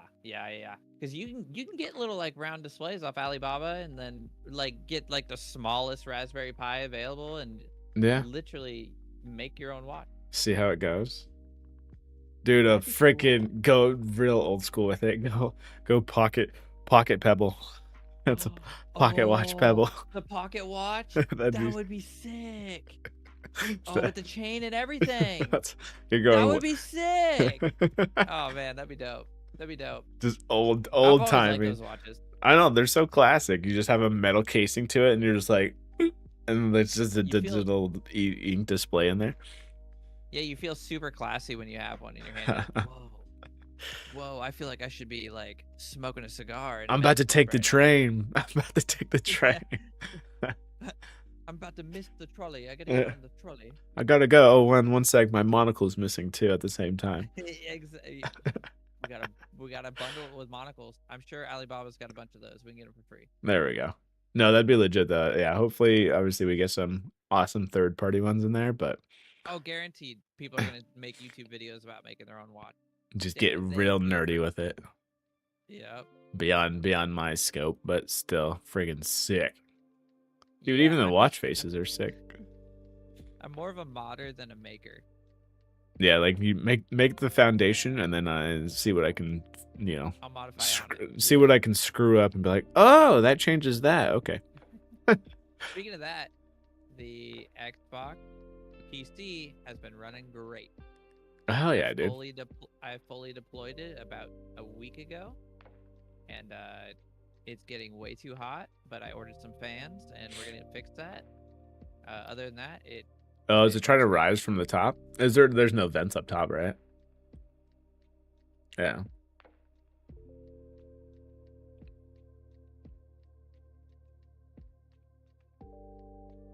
Repeat yourself. We got all these hand actions here. I know it's not on my end. Oh shit. There we go. My bad. So I said. So I actually went out and bought a pack of 5 80mm fans, and it's got vents on both sides of the original Xbox. Okay. So I'm gonna put 2 on one side, 2 on the other, intake, outtake, or intake. Just shut it through. Yep, and just have it pass right through. So it's gonna pass. It's gonna intake from right on where the motherboard is, and pass through the GPU and get pushed out the other side. Nice. Yeah, that's dope. That's going so smooth though. That's legit. I was surprised, but it does get really hot. So I was like, "Ooh, I should do something about that." Was it bogging it down at all, or was it just getting hot? No, it actually wasn't getting that hot. It Okay. was getting up to 90. Okay. Which is for that case though. I got it up to 93 while running Furmark. Okay. But I didn't really want it to get any hot. But I ran it for like an hour. But, oh shit. So it should have been fully like, but also it was much cooler in my apartment than it is on a normal day. You know. So yeah, situations. Preemptively, I'm gonna add some fans. Before summer and whatever not. Yeah. Yeah, speaking of running an Xbox like a PC though, supposedly this was taken down from Xbox's or Microsoft's site. But yeah, in this picture here, it shows, your recently added games, installed, owned, Game Pass, and oh, what is that? Is that supposed to say stream? But no, it says Steam. So let's go. Which would be legit to kind of go back and forth, and not only that, but have like, I almost see in a sense. Granted, PC already does this, honestly, in terms of all the launchers you could technically have, but again, you could have it at that point, kind of like a PC. You can have it in multiple, I guess, form factors as well. So then, how do you think this is gonna work? So obviously, Microsoft is updating Xbox. Are they updating it to turn into more of a PC where you can play all your Steam games? Or are they updating it to just add Steam compatibility for games that are already compatible for the Xbox? You can now play on the Xbox if you own them on Steam. Ooh, interesting. Because technically they could do either. The Xbox is basically a PC. It's just not quite there due to the software. But they are the most like a PC than any other console. Correct. And the only thing that comes to mind that I can think of is I think what Xbox is going to try to do is they're going to use the Xbox platform in terms of the consoles themselves as what Steam tried to do earlier is Steam Machine. So that's the only thing I'm thinking. It's like, because can you imagine this ladder though, where it's like you can buy, the Xbox Series S, what, $250 now, something like that. Yeah, super cheap. $250. Like you're getting a pricing ladder of starting off from $250 to $500 to then $7 to $8 maybe or something like that. I don't know where the handheld's gonna sit. Let's just say $7. Go up another $200. Oh, you want to go up even more? Okay, then you're gonna have to get a PC at that point for $900 to $1,000. Hold on. You think the handheld's gonna be $700? Maybe for like the top end one. I don't know. I don't know what price point that's gonna hit though, because they got a ladder themselves. I'm thinking. I don't know if you, because yeah, your competition is Steam Deck. I don't think it's Switch 2. No, and it's definitely not your competition. Steam Deck and the ROG Ally mainly. You got the Neos and you got all those others, but those don't matter as much. Interesting. $700. Because where do you think the sweet spot would be? 400? I think 400. I think 500. 5? Yeah, Yeah, so because at $500, if you can fit like a decent amount of memory in there, I wouldn't expect a terabyte, obviously. Yeah. But have an OLED screen, I think that's money right there. True. Yeah. I don't know if they're making, because rumors been Xbox making a handheld, but it's never been like a It's never been. S and an X kind of rumor. It's always been just Yeah, like this is the handheld and that's it. yeah, nothing really. If that's the case, Interesting. I think they match that X then. I just don't know. I don't see the handheld being more than the Series X, True. because the Series X is, I think I spent like $650 on mine. The hard part I'm having with that, because I'm trying to think from a business perspective, and they might. Oh, well, I guess technically how old the X is. Series S 250. Series X, drop that down to 400, I guess. 450. 400 then or something. Because I'm What thinking is it right now? if the handheld comes out, let me check.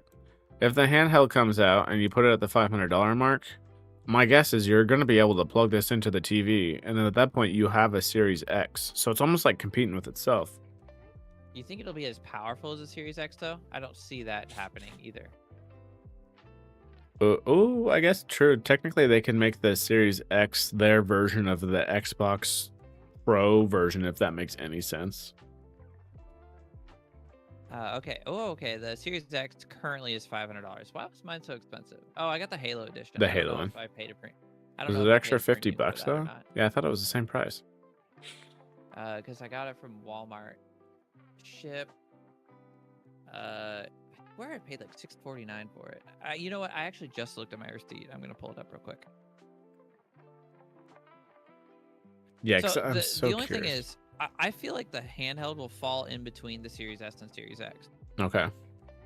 Which I can see that too. I'm more actually now at this point, because we already know what PlayStation's naming scheme is. It is not that hard. If you can count, Oh, you're golden. okay. But It was $549. It was $549, and then with tax, was like $50. So it came out to $600. oh, okay. Dude, it was lost in shipping for like a week, and you could not buy them. Like they were like non-existent. And I messaged them and like, oh, you can get a refund, but if you actually end up getting the console, then you got to send it back. And I was like, okay, don't give me the refund. I'll just wait for a little bit, and then I'll get the refund in like 2 weeks if it never shows up. It Yeah. ends up showing up. The tracking never updated, but it ended up showing up at my house, and I was like, thank Christ. Who sent it? FedEx. It came through FedEx. Oh, good God. They probably threw it at your door. It was literally, it was stuck in Wisconsin for like over a week, and I was like, dude, can we just ask your mom to like go get it? What up, General Mahjong? Pick up my console, I know who you are. please. Yeah, please go get it. I want to be able to have this. Yeah. No, it'd be interesting. So, yeah. I really do think it'll fall in between the two. But maybe not these two. Maybe like a Series X Pro. That's what I'm thinking. Because the Series X being only $500 right now, that's a really tight margin. So maybe a Series X Pro that falls into like $649 category or something. This will fall right in between the Series X Pro and the Series S. Yeah. I just feel like, goddamn, I'm so curious what they're gonna do with a naming convention at this point. If they stick with it and they just somehow, I don't know. Series H for handheld. Well, there's that too. Oh, Yeah. dude, you know, so many people make fun of it. Better go prepare your H. Prepare your H. Oh my God. No, that's up to Xbox's marketing, because everything's an Xbox now. So it's like, I don't know, what are you calling it? I'm just curious how powerful it'll be. If it'll meet like the ROG Ally like Extreme, or if it'll be more like the Steam Deck. I'm assuming, yeah, because the ROG is the more powerful one, correct? It's a beast. Okay. So it'd be curious to know what that compares to even the S. Then at that point, in its current the state. Series S? Yeah. I'm gonna look that up later, actually. Because that'd be I'm curious now. That'd be the thing. And as long as it's freaking easier to do, which in a sense it would be nice. Yeah, as soon as because I'm guessing as soon as they get this handheld out, you'd see that update across like UI wise in terms of Steam integration across the board. Because like you said, if the handheld can be, claim compatibility obviously with Game Pass and then Steam Deck certified and all this other stuff, and it's like, dude, they already have games up the wazoo. You can play it on their new hardware device if you want to. I wonder if this is like some deal with Steam. So Steam will put Game Pass on the Steam Deck, but Xbox will put Steam on their console. Yeah, true. That'd be interesting to see too. Double dip that side. Well, because then, yeah, 'Cause you'd have a bunch of people getting, like, I don't know, first time. We got to think first timers too, getting access to Steam. And not only that, but like, hell, this spring sale's going on right now. People already would be like, actually, oh, what's for there's some sale? There's some dope stuff on sale too. See, that's what I'm saying. It's like people, it's like Yeah. they just scroll past that and be like, oh, this is pretty good. Because, we're used to having Steam accounts, but there's probably a handful of people out there that still don't. Yeah, So. you really can't beat Steam sales. Like, it doesn't get much better than Steam sales. Which is good because, in my opinion, that's competition for even Xbox's All own the other companies. marketplace to fight for that stuff. So, Especially because a lot of Xbox players now are PC players. Yeah. Yeah. I just think overall, I think it makes honestly, it would make the console experience a little bit better. And I'll stick by that becomes the Steam machine for the most part.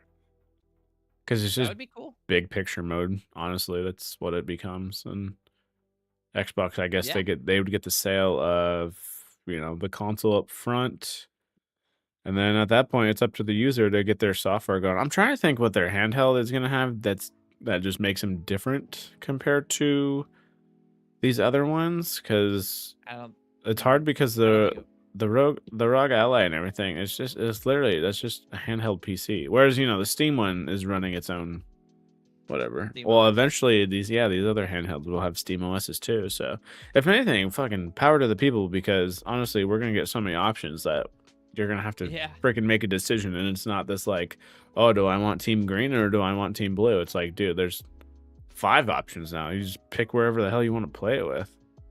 Honestly. Yep. I think It's pretty cool, actually. Comes back down. Well, yeah, now we have crossplay and all this stuff, so pick up a screen, you're good. Some of the best time in my lifetime to be a gamer, and boy, I'm too old to game. I know, in terms of the time for it now. Yeah, I have too much shit going on in life. I have too much work. Like, fuck, dude, while we're sitting here, I got 3 texts about work. Bro, I'm off. What are you doing? I know, and I'm like, I'm gonna get paid for these texts. I'm just letting you know. You're gonna pay my ass for this shit. Nah. But yeah, I think it's cool. I hope this isn't just like no, it was posted. Well, it wasn't posted by Microsoft, if I remember. They took it was down. Posted by The Verge. Yeah. And Microsoft took it down, which is kind of it alludes to it most likely being accurate or true, but like yeah. Microsoft quickly removed it once The Verge inquired about it. So they basically asked, like, hey, what's this? So The Verge screwed us over. Oh, wait. Oh, yeah. It was posted on Windows, like, right? Yeah, because in a blog post about Xbox, quote, opening 1 billion doors, Microsoft briefly revealed the new Xbox UI that more looks like a console across multiple devices and even appears to list Steam games. So obviously, yeah, once The Verge asked, hey, what's this? What's this? You know what's funny is this was not a mistake. This was not a mistake. Dude, Phil Spencer had that Xbox prototype in the background of his like the little stick. Yeah. And he had it hidden in plain sight. This was not a mistake. They wanted us to know, but they wanted us to think that they didn't want us to know. It's good marketing when you do these oopsies. Yep. Google does them all the time. Oh, God. There's so much talk about all their pixels. Yeah, their phone's like, oh, we leaked it. No, you didn't. That's your marketing strategy. I hope someone left it in a bar. Shucks. Oh darn! It looks like you guys saw it. Woohoo! Do you It- like it? exactly. You Yeah. get conversations like this. You get feedback real quick without it Oh yeah. actually coming out yet, so you can still tweak stuff because nothing's promised. Nothing's promised. So I actually still think that little stick Xbox would have been cool.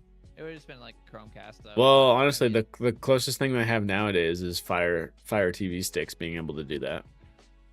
But that's yeah. cloud streaming and internet connection and whatever not. But like, I'm I curious still if thought they that would show be this cool. off during summertime stuff, Oh yeah, probably. Game Fest or whatever it is, kind of thing. And Yeah. they gotta have something unique to it though, instead of just like, oh, you can sync all your. Because I'm trying to think from the perspective of, let's just say, What makes the most sense? well, just not just that, but I'm just thinking of little Timmy here, where he only has a console. He doesn't have a PC. Not even like, he might have a laptop, this and that, but his main thing is, let's say, this Xbox and everything. The So Series S. yeah, so I guess at that point, he doesn't have a Steam or Epic stuff or anything like that, because he can still obviously play Fortnite and shit on his Xbox.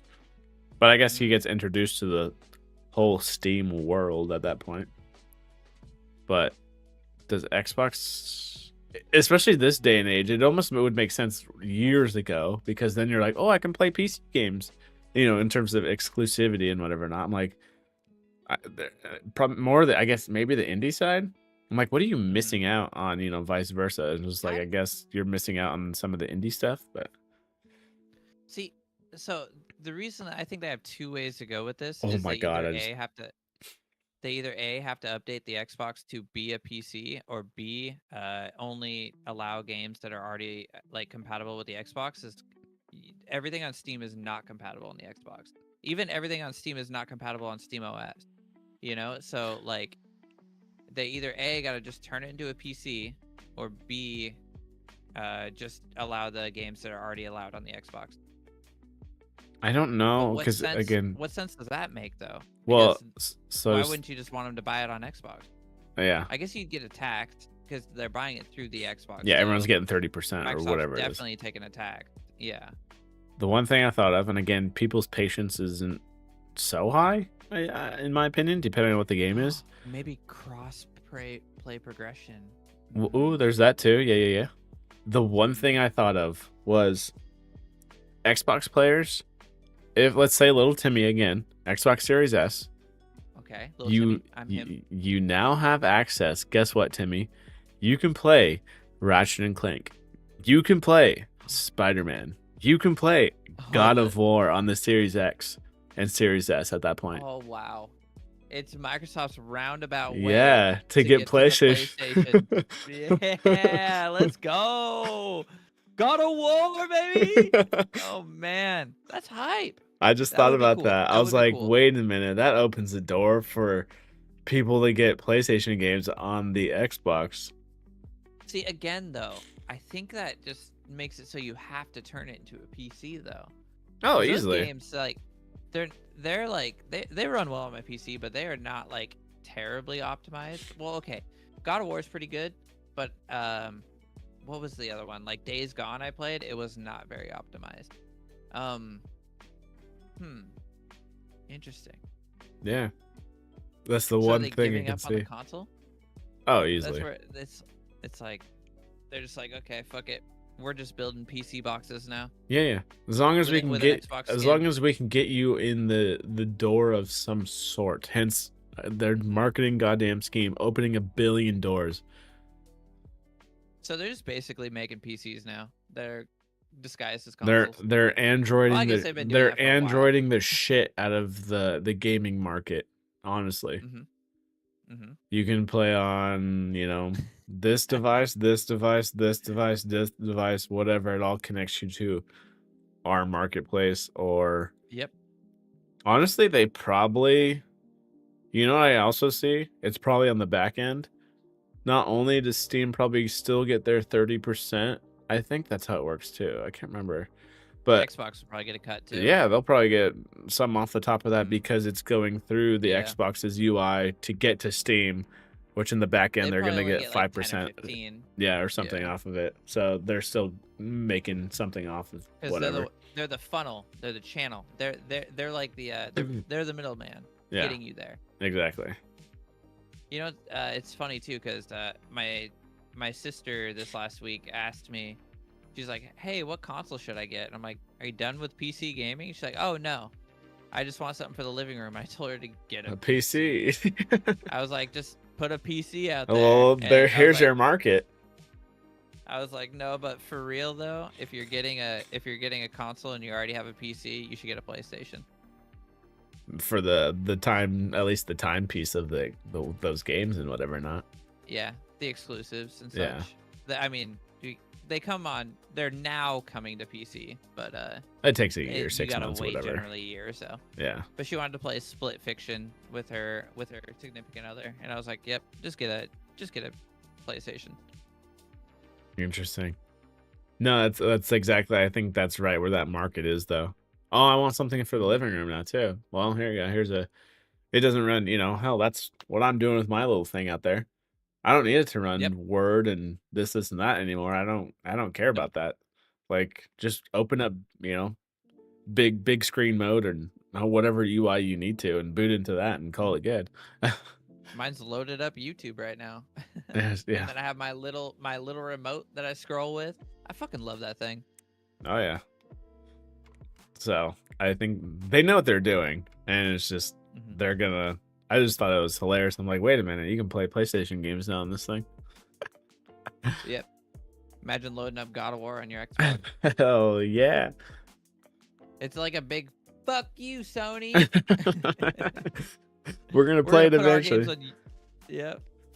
They're like, we're giving you Halo, and guess what? We're taking God of War. Yeah, we're just gonna play it. We're gonna play it through Steam. Oh man, love it. Yep. I'm really interested to see how this works. I'm excited. I wonder if this turns into, because currently, Xbox is like partnered with, isn't it EA for their Game Pass? Yeah, EA Plus or EA Play or whatever. Yeah. So if they go this route, so now they have another launcher on their Xbox, Steam. Yep. Are they now gonna have to put the EA launcher on there, the Epic launcher, the Ubisoft launcher?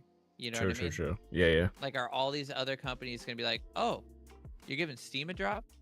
How about we put the fucking Ubisoft store on there, the EA store?" I can easily see that. Like, they want to be the Google of launchers, if that makes any sense. Which is weird because as I say that, I'm just like, that's just a PC at that point. I would hate that. I'm not gonna lie. That would be rough. Yeah, because on the bottom of this article, it says sources familiar with Microsoft plans tell me that the company is currently working on an Xbox app update that will show every game you have installed on your PC. So this is the PC side of it, at least, not the console or whatever not. But that includes games from Steam, Epic Game Store, and they're gonna label these games accordingly. But I don't know. That's cool. That's a good point, though, in terms of, well, granted, technically they wouldn't have to do in terms of what you said in terms of the different launchers, because especially for EA Play, and I can't remember if it's under the Ultimate Edition. I thought it was, but if it's under the Game Pass umbrella, I think they would keep it under there. Yeah, but you're giving highlight to another company. Like, you would think that those companies would be like, all right, you got to highlight us too. Yeah. You know, like, sure, they already put their games on Xbox, but they're like, we don't have to. True. We can put them on there if you put our launcher on there now. Ubisoft, like, calm down. You got 1 million players. We understand, okay? Goddamn. Yeah. Chill out. Well, okay, I don't see them doing this. I was about to say the Blizzard launcher, but they own Blizzard, so I don't see them. Oh, Activision? Yeah. Oh, imagine fucking playing World of Warcraft on your Xbox. That'd be insane. Yeah, at that point. It is a PC at that point. The only thing they're missing is putting a Nintendo emulator on there. Honestly. League of Legends. Yeah, well, you can put a Nintendo emulator on there. So. Yeah. There's a fancy box at this point. The Series S is an emulating machine. Oh, okay. Put it in dev mode, you can emulate like all the way up to like GameCube. Oh, interesting. It's Okay. like amazing. Yeah. Yeah, honestly, these are this is the Steam machine just called an Xbox at this point. Like It's cool. I there, like it. there's no difference. It's like Apple's whole thing with like their whole like tablet lineup versus their Mac Pros or whatever. They're like their whole commercial of like, what's a computer? Like, you literally have a detachable keyboard, and that's the only difference, really.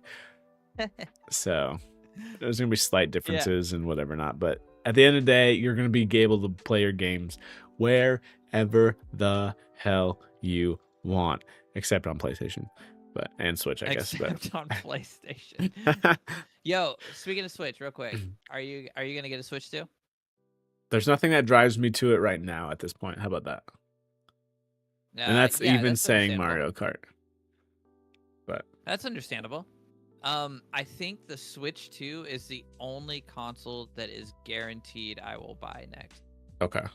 And that's Reasoning. mainly because no matter what, Nintendo's games never go anywhere else. True. So like they're just always there. And like I'm never gonna see Mario Party on here unless I emulate it.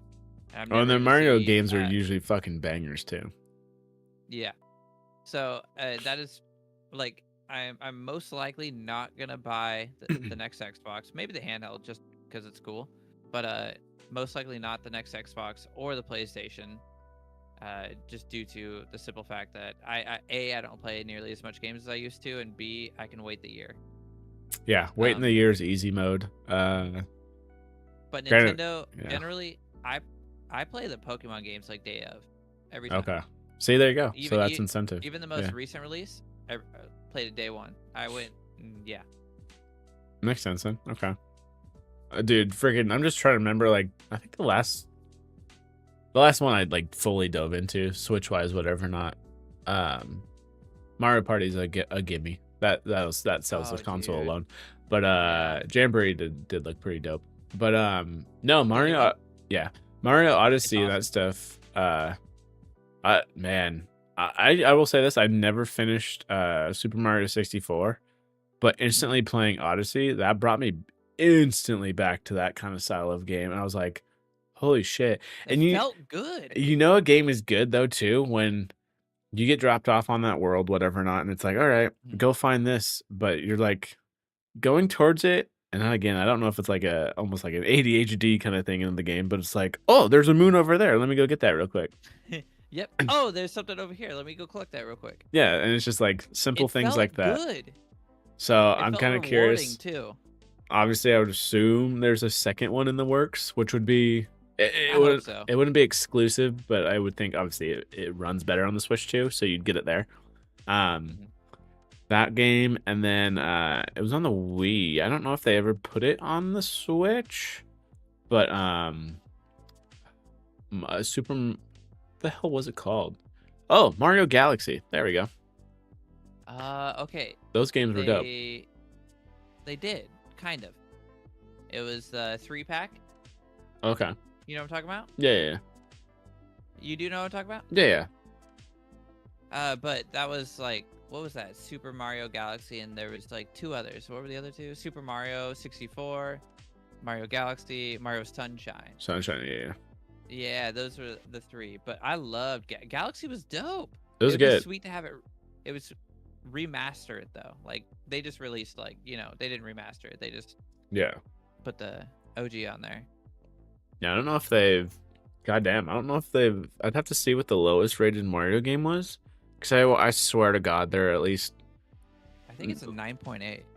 I was gonna say they don't miss. They don't miss. It's so cool. They try so many things and they don't miss somehow. I absolutely fucking hate Nintendo. They are terrible to their communities, man. Like what they've done to the Smash community is it is beyond disrespectful. What they've done to their tournaments, their prize, everything. But goddamn, are they good at making games? They are really good at making games. They do not miss on the heaters. The Zeldas are all good, and Oh man, I'm not even a Zelda Well, player, and I did same. play this. Yeah, and then the Mario games, they all bang. The the one fucking company or Game Freak, get your publisher. shit together. Exactly. We have Pal World. Come on, dude. Take the guns out. Yeah, Boom, seller.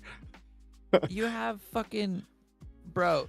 You can't tell me it won't work, making it look better when you have Zelda that was made years before your game, and it looks tremendously better than your game. And there's plenty of shit out in the world that to collect, whether it be like fruits and other stuff, or little chests, or fucking goblins that you gotta kill. Bullshit. You got moving grass in that game. Like the fuck? Oh man. Well, And not I love Pokemon too, but and I'll definitely buy the next game. But fuck me, dude. who makes the other versions of the Pokemon games currently out right now? So, like for an example, Oh, like the Shining, like the the Stadium Diamond and Well, no. So I'm talking like the oh, Stadium version that's out now. I don't remember what it's called. Coliseum, I think it is, or whatever. The League of Legends MOBA version of Pokemon. Again, I don't know what that's Unite. called. Yeah, Unite. Yeah. Unite. Who makes that stuff? Because graphic wise on that end, I want to say that's pretty good. And granted, it's not on the big open world or anything like that, but come on. Is the Coliseum game already out? I I don't know know. the Champions game is out. Oh, Champion. Sorry, there we go. But Because that's the mobile, new- Switch, and all that stuff, I believe. So Pokemon Unite developers Teamy Studios. I don't know who the fuck. You'd actually know who'd probably make a good Pokemon game. Who? If I were to pick a dev, any dev across the board, I think because they've proven it with slap it on me. The IP, it'd be what was it, Portkey or whatever not that made Harry Potter. Yeah, they made Harry Potter. Yeah. Like, dude, give those guys the Pokemon rights or something. Come on now. They probably would make a sick ass Pokemon game. Yeah. And then they obviously know what to do with a good IP. Yeah, because they had no bones to work with. They made the bones. Well, not just that, yeah, because I don't remember what engine they built it in. Oh, but Ilka made Champions, okay. But before that, they were making mobile games. So it's just like, guys, Game Freak, what are you doing? Yeah, I wish they would pull their heads out of their ass. You're running on nostalgia. I think they're just running on nostalgia at this point. It sells. Don't get me wrong, it sells, but that is literally all they're running on, and I feel insulted every time I buy the game, but I enjoy the fuck out of them. I generally I play them every time. Which is funny because it's a Pokemon game, and typically games like gaming community is like, oh, the graphics don't matter too much, but at the same time, yeah, don't hold back. How about that? Well, it just feels like no progress has been made forward. You know what I mean? Yeah. Like there was a huge jump in like power. Like we got a lot more balls with the Switch than we did with 3DS, but it feels like the progression is instead of like do to do, it's like do to do, do, and then they're at the same fucking level now. Like the last like good game, I think they've released 2 since then, but the last good one was I liked Arceus. Arceus had some cool features. Okay. And I was hoping that this next Legends game was gonna have some of the Legends of Arceus features, and it fucking doesn't. It's a horse shit, but I'm still excited for it. I'm still gonna play it. Yeah, it's been a while since they've released one, hasn't it? Yeah, I need to vote with my wallet, like you said, but fuck me, it's so hard. So hopefully they're at least using that time well. How about that? That's what we can hope for, at least. Dude, if that's it's hard to stop. If that's the Nintendo go-to, though. Just keeps giving. Yeah. Fuck. That's the one developer that doesn't deserve all the success they have. They're just using and abusing that. Which I guess kind of just side note here on the just because it's fresh on the mind in terms of the Pokemon thing. Niantic, didn't they just sell that in terms of Pokemon Go, or someone bought them? Oh, I actually don't know. Because they're under the same company that owns like Monopoly or some shit, I think. Pokemon Go sold? I thought so. I thought Oh, the developer of Pokemon Go has sold its game division, interesting. including Pokemon Go, for 3.5 billion. So whatever else they have, obviously, I'm assuming Pokemon was the biggest.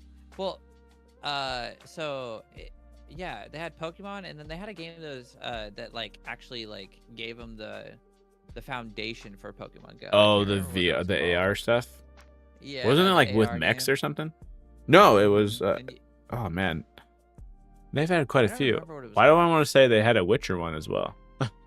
They did. They had and then I think they tried like a Harry Potter one too. Oh yeah, I want to say they did too. Just because they're like, oh, same thing, just put a different skin on it. Ingress was the other one that I was thinking of. Yep, they had Harry Potter Unite, and then they had Monster Hunter Now. Ah, okay, there we go. But Interesting. Ingress was the other one that was like, it was like the starter for all of these like The precursor. worldly games. Yeah. Gotcha. They Okay. got you out in the world and walked around. Wow, that's crazy, huh? I wonder how like Nintendo feels about that. I mean, obviously they were okay with it. But well, yeah, Otherwise it wouldn't they're go through. probably in the deal in terms of we get so much percentage of that shit. Yeah, they're like, make the game successful, man. Let's Yeah, fucking make money. Get some more people on that. Just funnel them in. Funnel them in. Pokemon Go's, I still open it from time to time. All right. It'll still Especially never now be. that I can. Has it? I'm assuming it's gotten obviously. Has it dipped at all? Oh yeah. Okay. I would say I don't know what It's technically nowhere near. I would assume. I would say 2020, but I almost want to say 2021 would be its peak, but I could be wrong about that because I would think Yeah. it'd hit that tail end right there. But I think you're right. It was either 2020 or 2021. But if you were But, there year one, I feel like that's where my peak was at least because those moments were Bro. fucking epic because everyone was talking about it. People are getting fucking hit by cars at this point because they're just walking in the street, not giving a shit, fucking just capturing gyms. Yep, we had literal crowds running around the capital here. Oh, I love it.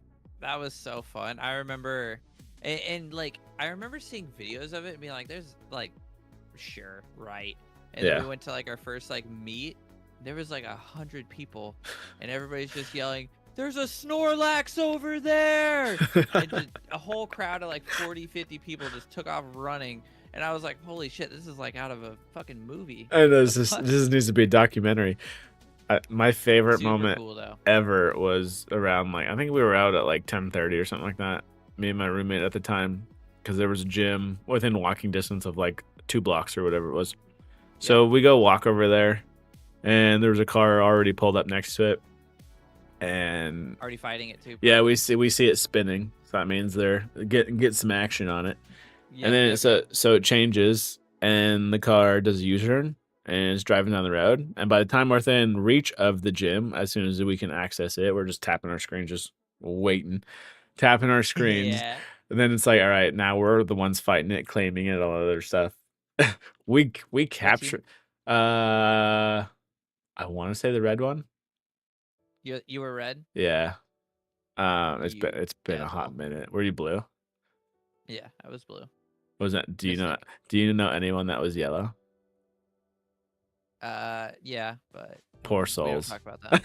Yeah, we don't talk about that. I love how no matter what game, there's always a faction that's just like, I feel for you. You're like, what did I do wrong? It's just a color. In my town, there was maybe like 10 yellow players, and the red and blue are almost evenly split. I think there was a few more blue than there was red. I think it was probably like 45% and like 40% or something like that. Yeah. And then the other percentage was it was like the one like commonality is like, oh, what team are you? Blue? Oh, what team are you? Red? You start like giving each other a glare. You're like, hey, at least we're not yellow. Yeah, exactly. Oh man. Those freaking memes of like yellow just eating crayons over there or whatever kind of crap people would make. Just good God. Yep. Well, we're the geniuses. Yeah, it's like, okay, it somehow makes this better. But yeah, we're tapping on the gym, doing our job, and then we finally flip it.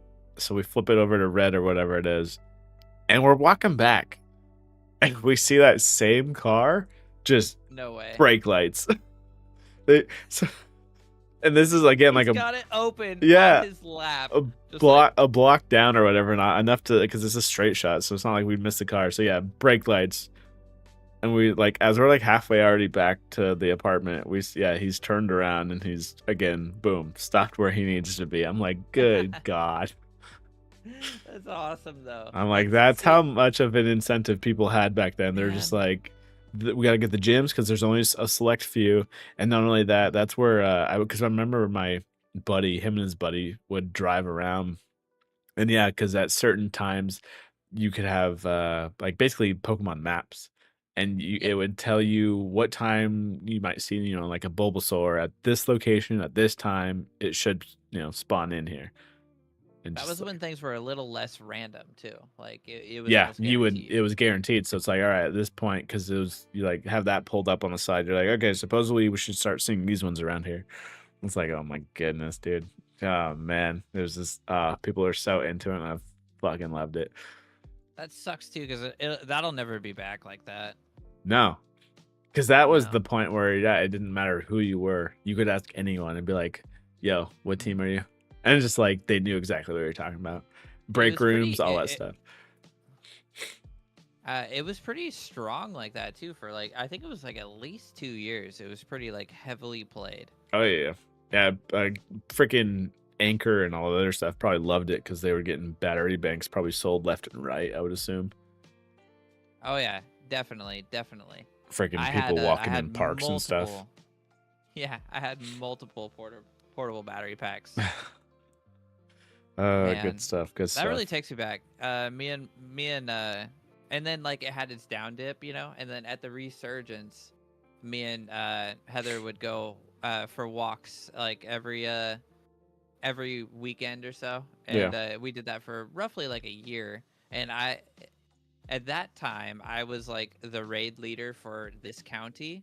Okay. There were, because the resurgence happened and there was like quite a few more people playing, but there still wasn't very many in this county. Mm-hmm. So like I would organize the raids in this area and we would go around and raid with like 10 other people.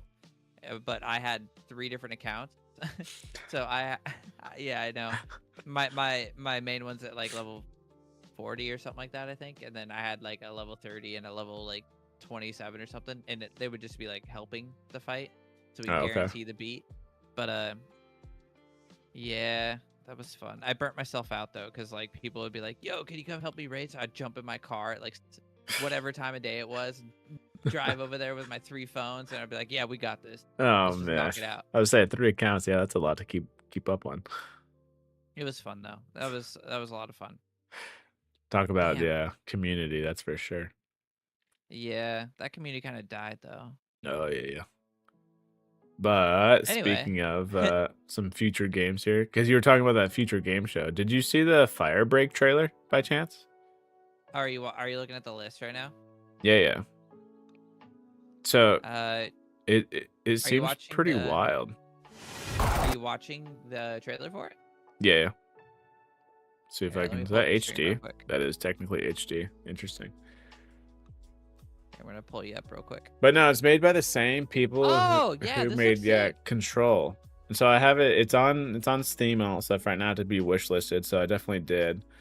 It's just interesting in terms of all like the post-it notes. I guess from what I could tell in the description a little bit, it seems like you can just get engulfed in the post-it notes. Yeah. And it's just funny because honestly, Remedy and the same team who made the finals, I feel like they kind of made, I don't know, look wise and everything, they almost kind of made the same game mechanics. I'll tell, like, that's just what it seems like. Because just the way the gun shoot, and the environment reacts to everything, and just like the details on the characters and stuff. Yeah. But no, this looks like an interesting time in terms of like, all right, we got to make it through, and we got to obviously almost like in the like whole like Left 4 Dead kind of vibes too a little bit. So yeah, almost like a wave clear kind of thing. Yeah, Because yeah, this is Remedy's first crack at a multiplayer game, and I think they're gonna do just fine, just based off the trailer at least. So Yeah, this one looks sick. Did you watch the trailer for the other one yet? which one? Which one are we looking at? The one that I told you about at the start of the stream. Oh, Painkiller or whatever. Yeah, you gotta watch that. All right, let me pull it up I'll watch it with you. on Steam or whatever. Not. Let's see. There we go. Thought it looked pretty I don't need good. that.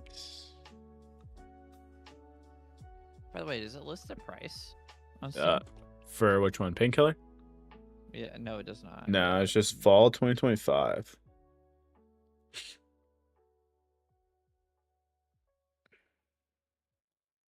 And that's why I was like, dude, instant Doom. Like, how is this not a ripoff, I guess, per se? But again, it's a compliment. Oh yeah. It just gives you that kind of like demonic vibe,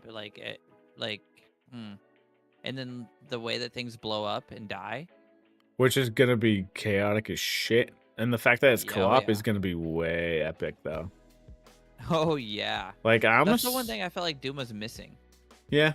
Like, did you see that move? He like charged him and beat him with his it looks like it's gonna feel like Doom. Well, a lot of people are everyone's gonna be rocking different weapons and play styles and whatever, not give or take. Yeah, 2025. Like, look at that. That guy looked like he was straight up from Doom. Yeah, that's definitely wishlisted for sure. Saber Interactive. Cool. And then we should watch It's Unreal Engine. It'll look fantastic too. We should watch the trailer for Kingsmaid real quick. Oh yeah, God, that shit's hilarious. Do I not have it? Oh, okay. Death Crown looked pretty cool too. Oh, there we go. Kingmakers. Maker. Actually, not there we go. Kingsmaid. I just love it because it's like, oh, it's a medieval game. Sweet. It's like chivalry. You're just gonna be swinging swords and everything, and build this, and that, and all of a sudden just comes through with a freaking car. I'm like, oh my god. You know what? It's actually a good test for what would this be? CPU based for the most part. Yeah, probably, because you have so many assets rendering and moving. The way that they described it was it's like Age of Empires crossed with what did they say? I can't Days Gone. Yeah, kind of.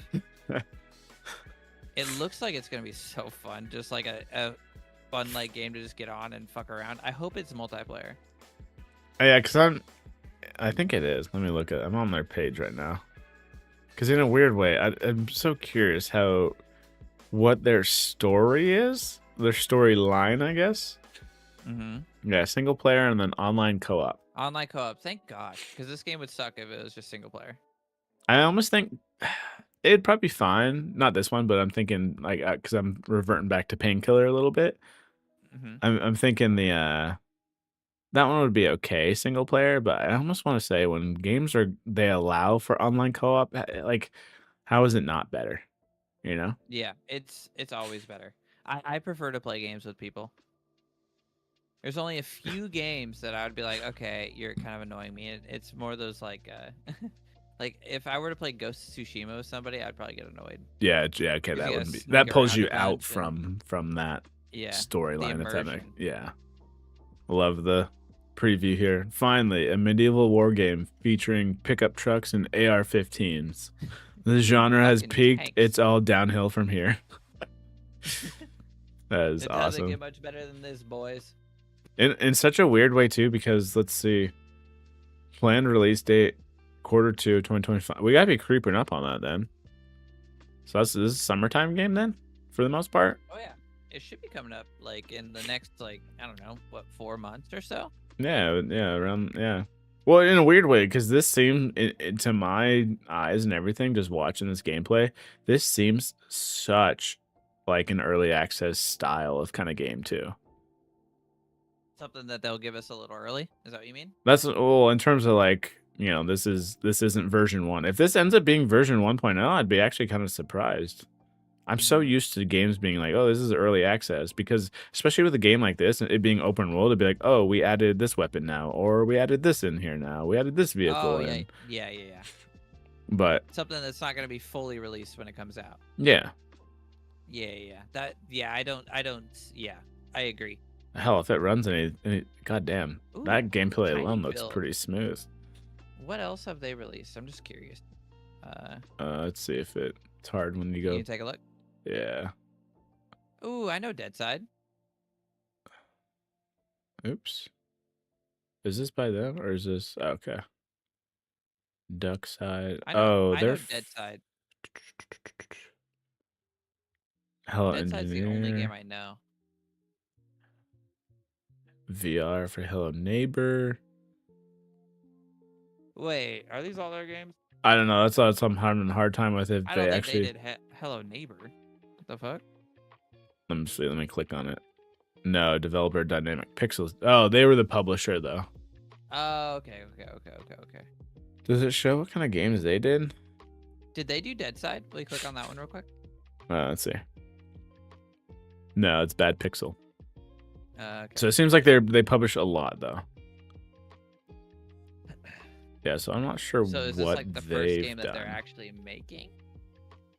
Either way, it's cool. Yeah, I'm not sure how to navigate Steam on that perspective, but I could always type it in over here in terms of a Wikipedia will probably let me know. But let's see, Tiny Build. What did you do? Tell us what you did. Oh, they're from Washington too. They were founded in the Netherlands, but yet their headquarters is in Washington. Interesting. Okay. I mean, that's cool. We take those. Yeah. Studio. So those are all the studios. Bad Pixel. Yeah. So they've done that. Games developed. We just clicked on Hello Engineer, but okay. And published by Tiny Build. How does that? No, That we clicked on Hello Neighbor, didn't we? Yeah. Stealth game developed by Dynamic Pixels and published by Tiny Build. How do they get credit for developed if they published it? Interesting. Huh. Okay. The other game that I thought looked interesting was Death Ground, because it's like what is that one? I'm trying to remember if I've even online. Yeah. It's an online co-op game that has like dinosaurs. Oh shush. Jurassic I want to Park. play Death Stranding, but I want it to be like $10 when I play it. Is that the one that gets criticism for being a Amazon simulator? Yeah. I didn't watch want it this to be second trailer, or not the second trailer, but the second version of that game, since that got a trailer for it. Yeah, I just got alerted that it. Their art style is ridiculous in Death Stranding and Whatever the fuck. the second one. Yeah, I thought this looked cool though, because it's a solo co-op survival horror game where you like you're facing dinosaurs. Playing into that Jurassic Park kind of aspect of it. Yeah, it looks like they're growing embryos right there and shit. Can you ride the dinosaurs? I hope so. Just tame them. Sick. But now we're just playing Ark Survival. I know, right? The fine line. Murdered. He's holding alcohol? The fuck? Dude, you'd be dead. Yeah, you'd be so dead. Ah, damn, that kind of sucks. Release date coming soon. Oh, it says 2025 though. Okay. I thought that looked cool though. Which means like you can have up to 4 players. December 31st then, if they're not willing to put a month or quarter on it just yet. I think that was like there was a few others. I guess let me just click on the goddamn thing, I guess, that they're doing. If there's anything that catches my eye. Coming soon. Oh, that's Painkiller. Okay.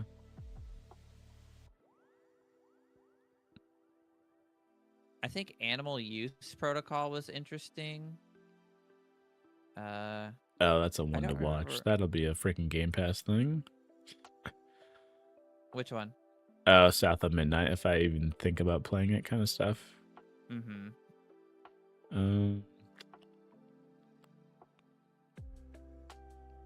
What is it? What was that Adamfall, one? a survival one? I think it is. What was I can't that remember. one side scroller game that like I was like, wow, that looks sick. Was it from this showcase? Yeah. Was it Hell Clock? It might have been Hell Clock.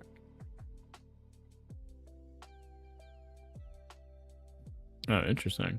Is it like a? It almost looks just okay. Action RPG. So what we got? Diablo-esque. Oh, Are this you is looking at it right now? yeah, I'm like scrolling through it, and luckily they play the. Oh my god! No wonder why I wish listed this. You ever see Oh, Mecha you Break? can see that the future game show is on the store right now. Yeah, like you can click on it and it'll show you the stuff. Have you ever seen Mecha Break though? Yeah, I saw it. I think I saw it during the showcasing. Did I? Did I not? I gotta click Was on it it? Was again it just to featured? get my. Well, at least it shows it was. Open beta announcement. When? Now I've piqued my own interest. Damn, I'm on the. I'm on the. Global I'm on Storm the. open beta is now live on the 23rd. Oh my god, I'm a month behind. Concludes. Oh my god, we'll be ending on March 16th. Damn, I'm so good on timing.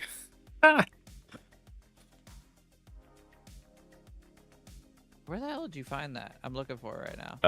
Well, I typed in one of the games, the dinosaur game or whatever, not. Oh. And then it What was that up. called again? Uh, Death Ground? Death Ground. And then it was up top. And so I was like, oh, let me click on it and see what happens. But Oh, I see. I see. Yeah, dude, Lost Rift looked kind of cool, but I don't think I'd ever play it. Painkiller looks sick. good God, this is giving me. I love flying games and I love like Anthem, what it wanted to be. And this is, oh man, this is hitting all the notes for me. Which one? The Mecha Break. Flying around, shooting rockets, and you're literally what I wanted Transformers to be. Just looks wild.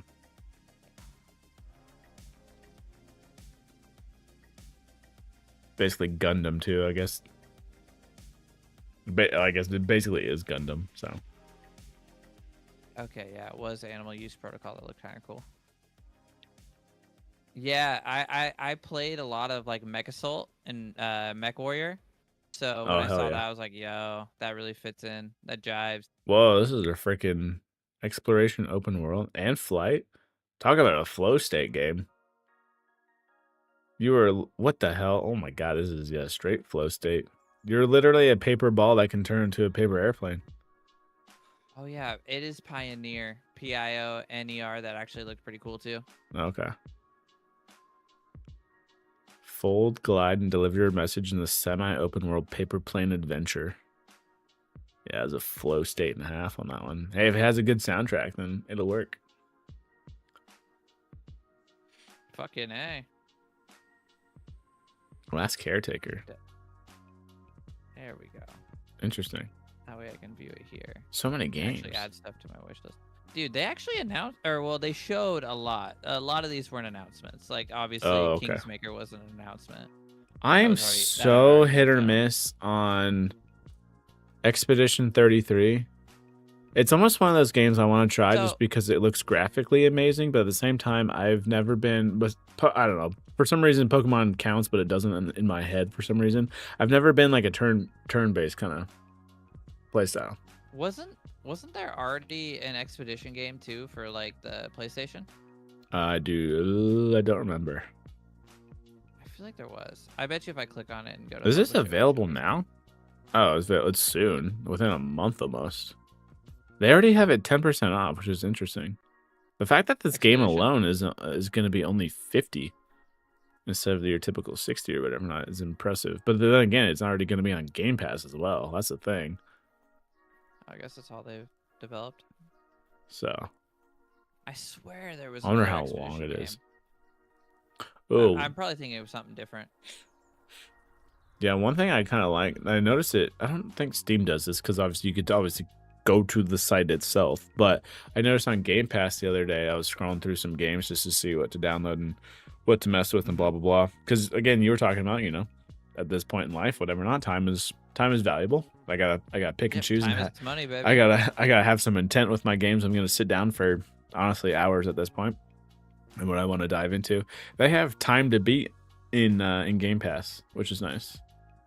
Do they? Yeah, so you'll scroll down and be like, oh, how long do I, am I expected to play this game if I want to beat it? And it'd be like, oh, you have, this is a 3-hour adventure, or this is, this much. So I'm like, that's kind of nice. And they have not only that, but That's super again, helpful. time to beat. It's like, all right, if you want to be a completionist, it's going to take you this many hours, on average, blah blah blah. So it's like that is very nice. I like that because I was looking at oh, what the hell is it called? Uh, what the hell is that called? Senya's Blade, Hell something. Oh, What is? Oh man, I'm gonna lose it if I don't figure it out. Hellblade, is it not? Oh, okay, yeah, Hellblade 2. There we go. But I was looking at, Yeah. I was looking to see how long that would take to beat, and it was like, I think it showed like 7 hours or something. And I was like, oh, That's it? I know. I was like, that's not long at all. Because at least for me in my head, I'm almost thinking at this point in time, if it shows, I think 35 at the most, in my opinion. Hours? Yeah. Depending on the game, I guess. Because multiplayer, I don't count because that just stacks up and that's an in and out kind of thing. And obviously, if I look at my Steam plays, obviously I have Halo alone. I think Infinite was at the hundreds of hours kind of mark. But I think for a story, in a sense, I'm almost thinking 35-ish. Yeah. Yeah, you're probably right on that. But because I don't know, I as just- much as these like live service games try to be, a story forever kind of thing, I'm like, dude, I just get tired of it at some point. I don't like that. Yeah, I want the story to end eventually. I want to see like I want to I'm see a the end winner. goal. Yeah, You know? Yeah, I want to see me beat the final boss. exactly. So, Are you gonna play it? Are you gonna play Hogwarts Legacy too? oh, if that comes out for sure, I'd so hope, dude. I Oh think my it's god, already confirmed, is it not? well, no, but yes. And the reason why I say that is because I think Warner Bros. is on. Oh, I wouldn't say they're on like their deathbed in a sense, but they're on high alert. How about that? Yeah. What happened? Well, in terms in terms of besides Harry Potter, what else they got popping for him right now? It's true. Suicide Squad, shit the bed. Died. Yep. That was their 10-year game, and that didn't happen. And then whatever the Justice League or shit was, Oh yeah. With all the movies and such. Is that what you're talking about? Well, not just the movies. What was the? Oh, they fight tried to the Justice League or whatever, Yeah, they tried killing off Batman basically. or kill the Justice League. Yeah, that thing. That one, I'm pretty sure I could consider that one a flop. I'm pretty sure. Yeah, I don't even remember hearing anything about that game, so it must have been bad. Yeah, and so besides Harry Potter and the way it ended too, like it still left it open for that second piece. So honestly, I just hope they. There's no way they don't. No. There's no way they don't. Because that's your bread and butter. Yeah, you found something, you keep that, and you pay. If anything, you pay those devs more. How about that? Yeah, exactly. You know what you do? You go back and make just regular Batman games. Yes. Arkham Asylum. Let's go back. Isn't Rocksteady supposed to be making a Superman one? I thought that's what the rumor was. I think you're right. So. Rocksteady's solid. They are when they're given direction, which that's not on them for Suicide and whatever. Not that's Warner Brothers bullshit. So. Well, okay, hold on. While there were rumors and fan speculation, Rocksteady Studios never worked on a Superman game. Damn, they've the pitched power of the working on a fans. Superman game, but they've never worked on one. Oh, okay, interesting. Huh? That's kind of sad. That's so funny how fans can just be like, "Oh yeah, Superman, dude, they're doing it," and be like, It happened. "Guys, Check it out. guys, are we making Superman? I'm getting told through Twitter we're making Superman. I Are don't we know. doing this? I don't know who started I mean, this I'll shit. do it. Yeah, But I fuck it, didn't I'll know do I it." was supposed to. That's so funny. That's the hard part though too. Studios at a certain point get trapped in, I guess under their own name, if that makes sense. The perfect example off the top of my head is Bungie. Yeah. So Like, and do you mean that in a sense of like something's expected of them Yep. because of Yep, their yep, name? yep. Another one is CD Projekt Red. Yep. CD Projekt Red. Greatness is just expected. I don't know how they. I feel like people still hold them to the high standards, which is fine. Hold a dev to standards because you want them to hopefully meet it. But BioWare, people are just Mass stuck. Effect. Yeah, they're just stuck on them. Be like, oh, those are the Mass Effect guys, and it's like, dude, they got Anthem got shat on, like Yep. Mass Effect 4 and this and Andromeda, whatever. Not like, dude, Dragon Age, all this other stuff. It's like, you have the name, but the devs come with it, and the quality is just not. Yeah. And those devs usually go elsewhere. They venture off, do whatever their own thing. Hell, at this point, or they're just done, or they're late. Yeah, or unfortunately, at this point in time, they get laid off. But but that name stays around. So at that point, fans are like, "Oh, it's BioWare." It's like, no. It's not the same people. It's not the same as like in a sense of movie. This isn't like you're holding the same standard for game devs or game company name as you are director of a movie. Like, oh, Christopher Nolan, we know what to expect of him. A movie. Yeah, we know what to expect of Ryan Reynolds in Deadpool. But it's like, that's not Ryan Reynolds anymore. Like that kind of shit. Like, yeah. It's that's funny because that's true. Like kind of, I was saying it with Nintendo earlier. We know to expect. We were actually of Mario. Like we just expect the excellence. Most likely it will be excellent, but yeah, you know. Well, God, they've had that. It is a management thing, honestly. And I want to say for Mario, they've had the same head person since almost I want to say day one, but yeah, I think so. So on the other hand, I expect shit from Game Freak, and they give me shit, so and I buy it, so I guess they're doing exactly what I expect. You know what I mean? I expect garbage. You want me to trade my hard-earned money for this piece of shit? We sprinkled some confetti on it. Yeah. Yeah. Give me your money. We sprinkled some fucking middle fingers on it. You better like it, bitch. Like, fuck, dude. Oh, I guess I'll buy it here. Here, take my money. You gonna raise the price? $80? Okay, here you go. You're never gonna go on sale. Yeah, you're never gonna go on sale. Crack dealers gotta make some money. There's a few games for the Switch that I really wanted to play. Astral Chain is one of them, and it's never gone below $40. I think the lowest it's gotten is like $45. That was probably an accident too. Yeah, it probably was. Like, fuck, dude. I really wanted to play it, but I knew I wasn't gonna like play it all the way. I wanted to get it for like $20. Yeah. I still think it's like fucking $45-$50. No goodness. Oh, devs. Nintendo, man. Yeah, they know what they're doing. Let's see. That's all we had off the top of my head and on the list and all other stuff this week. $51. Anyway. 51 still? Okay. Do they show it on sale?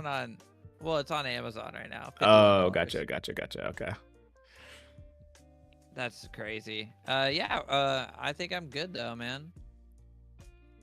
It was a good week. All caught up.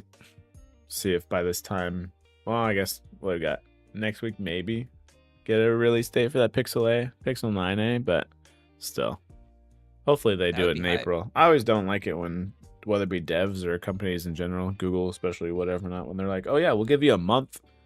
Okay, what day we thinking? The month. we can decide. You know, the last of April, April 1st. Even though that'd probably be a horrible idea, but $60 on the Nintendo shop. eStore. Jesus fuck. Anyway, Oh sorry. man. I had to look that up. Yeah. Hopefully we get that release date What though. what I'm game are looking you forward looking to it. at? Astral Chain. Okay, I'm just curious of something. Are you looking for the? Is there a deal? Yeah. Let's see. Oh, has been. Oh man.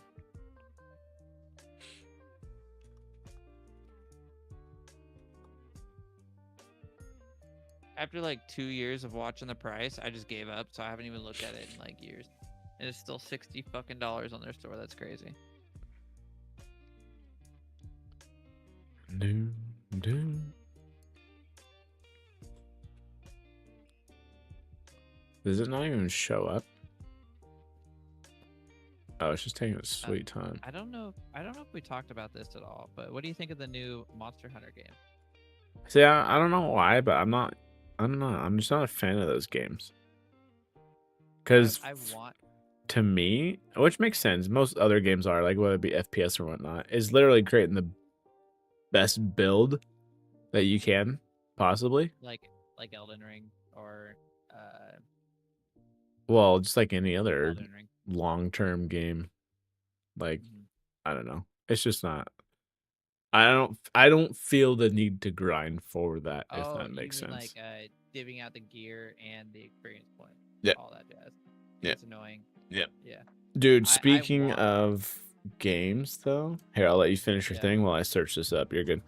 Finish your thought. I want to like it because a game that I've always wanted was a game where you just go around and you hunt like the world's mythical creatures without like no bullshit though, you know, like you just go out and you hunt them. Like I can go and kill Sasquatch or like go and kill Nessie. And Dude, can you imagine if someone made a game where it was urban legends or whatever not? yeah, that'd be hype. So That'd be crazy.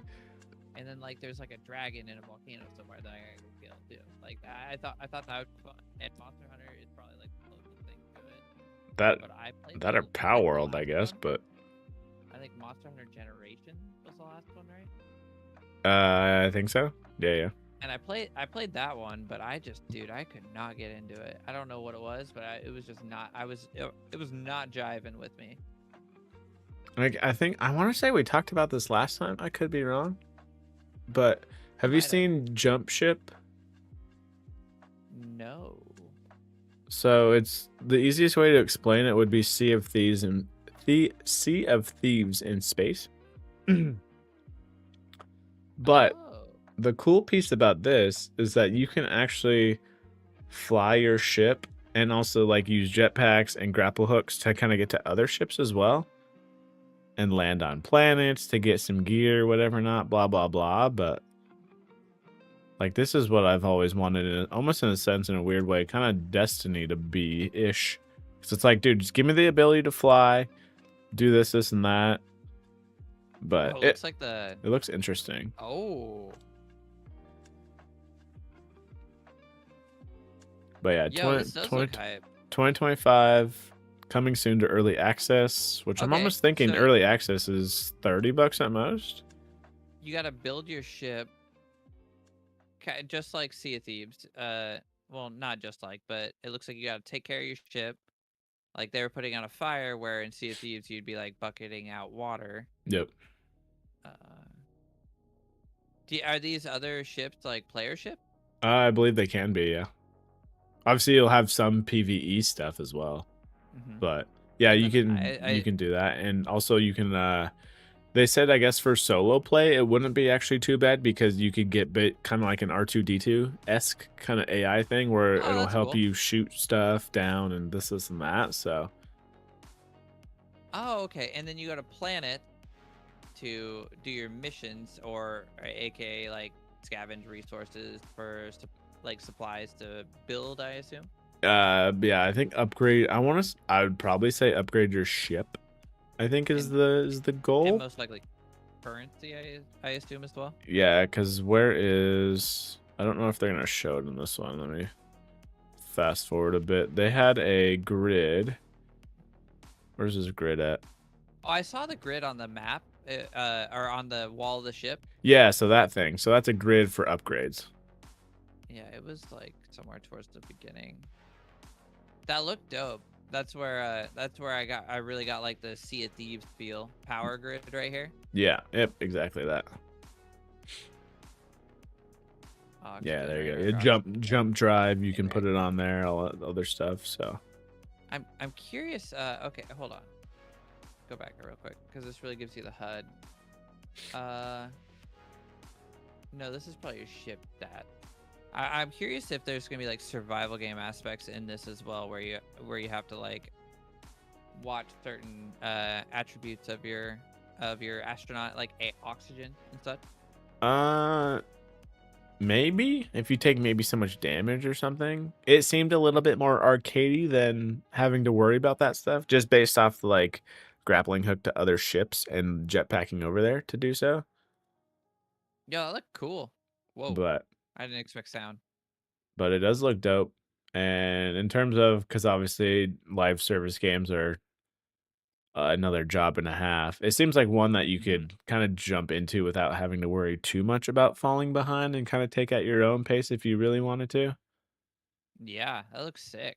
But it does seem kind of cool, just something to kind of It progress through. it looks cool. It looks better than Anthem. It looks like it took like pieces of Anthem too. Yeah, just be oh man, being able to the I hard would. part for me, I think I'd get used to it, is as soon as you get into any vehicle of some sort, typically it's the flying ones. I'm like, "Ooh, do I use Mhm. controller?" But I think I would still stick with the M and K on this one. Yeah, because it would be too difficult to switch back and forth. Yeah, which is hilarious because last night I tried playing and I Oh, didn't know it was a roguelite, but I tried playing a he's game. eating a slice of pizza. Oh, I yeah, yeah, wonder if that that's has to. oh, your health. Oh, that's probably your health meter. Oh I my don't god. I don't know Oh if my god, that scared me. see, I don't That know. looks dope though. No, and it's Yeah, that funny looks because dope. what it reminded me of was that super expensive game, Star Citizen Oh or yeah. whatever not, you know what I mean? So it's like, Hmm. no, it seems I'd be stoked to fly the ship and just like, all right, boys, what are we doing?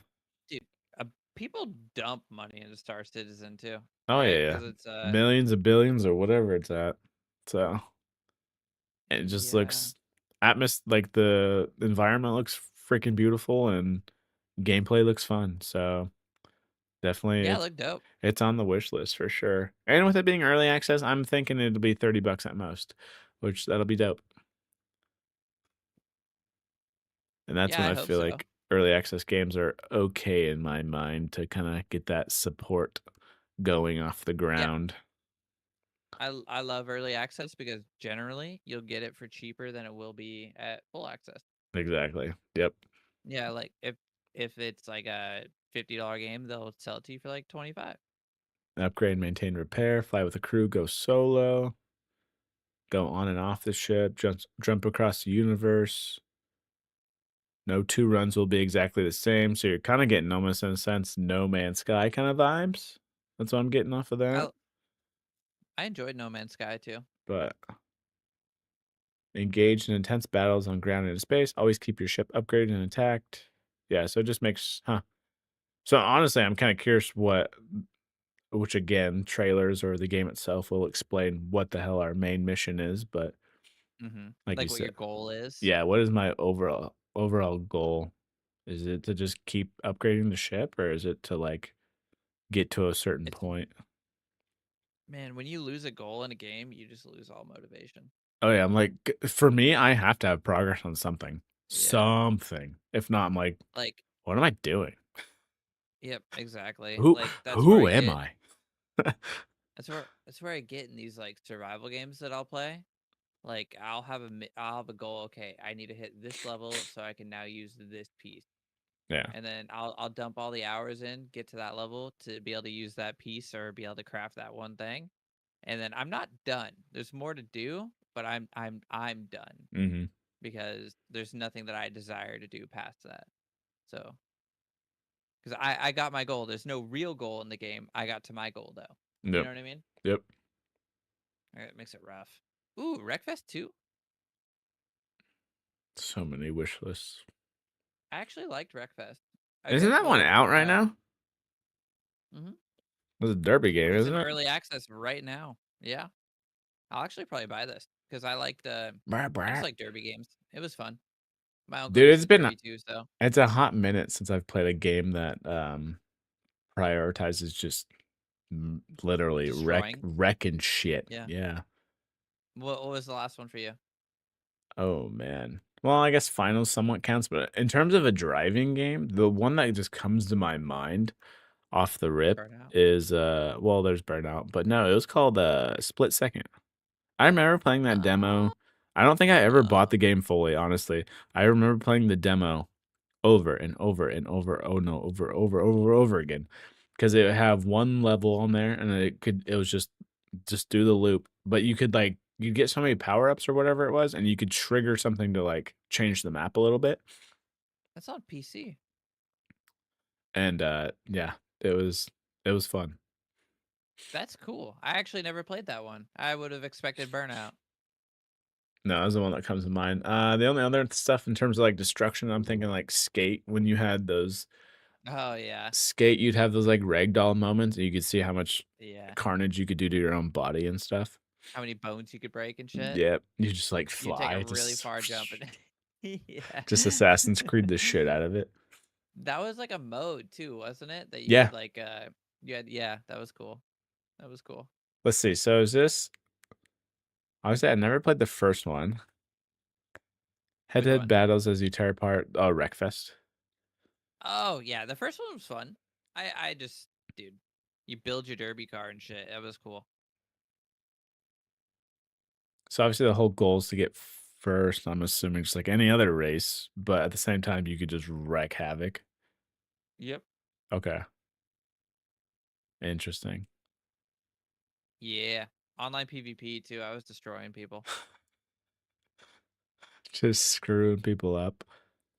Yeah. And then the first one you could do like if I remember correctly, Oh, I there was love like the Hot Wheel lawnmower. tracks. You had like lawnmower races too. I wonder if they have them. Yeah, yeah, yeah, right here. Oh, The really? first one had lawnmower races. It was fun. That's awesome. Yeah. THQ Nordic, man. They're like a sleeper. I don't really hear much about them, but they're a sleeper. Mostly positive. Let's see. What's the most recent feedback off this? For Wreckfest 2?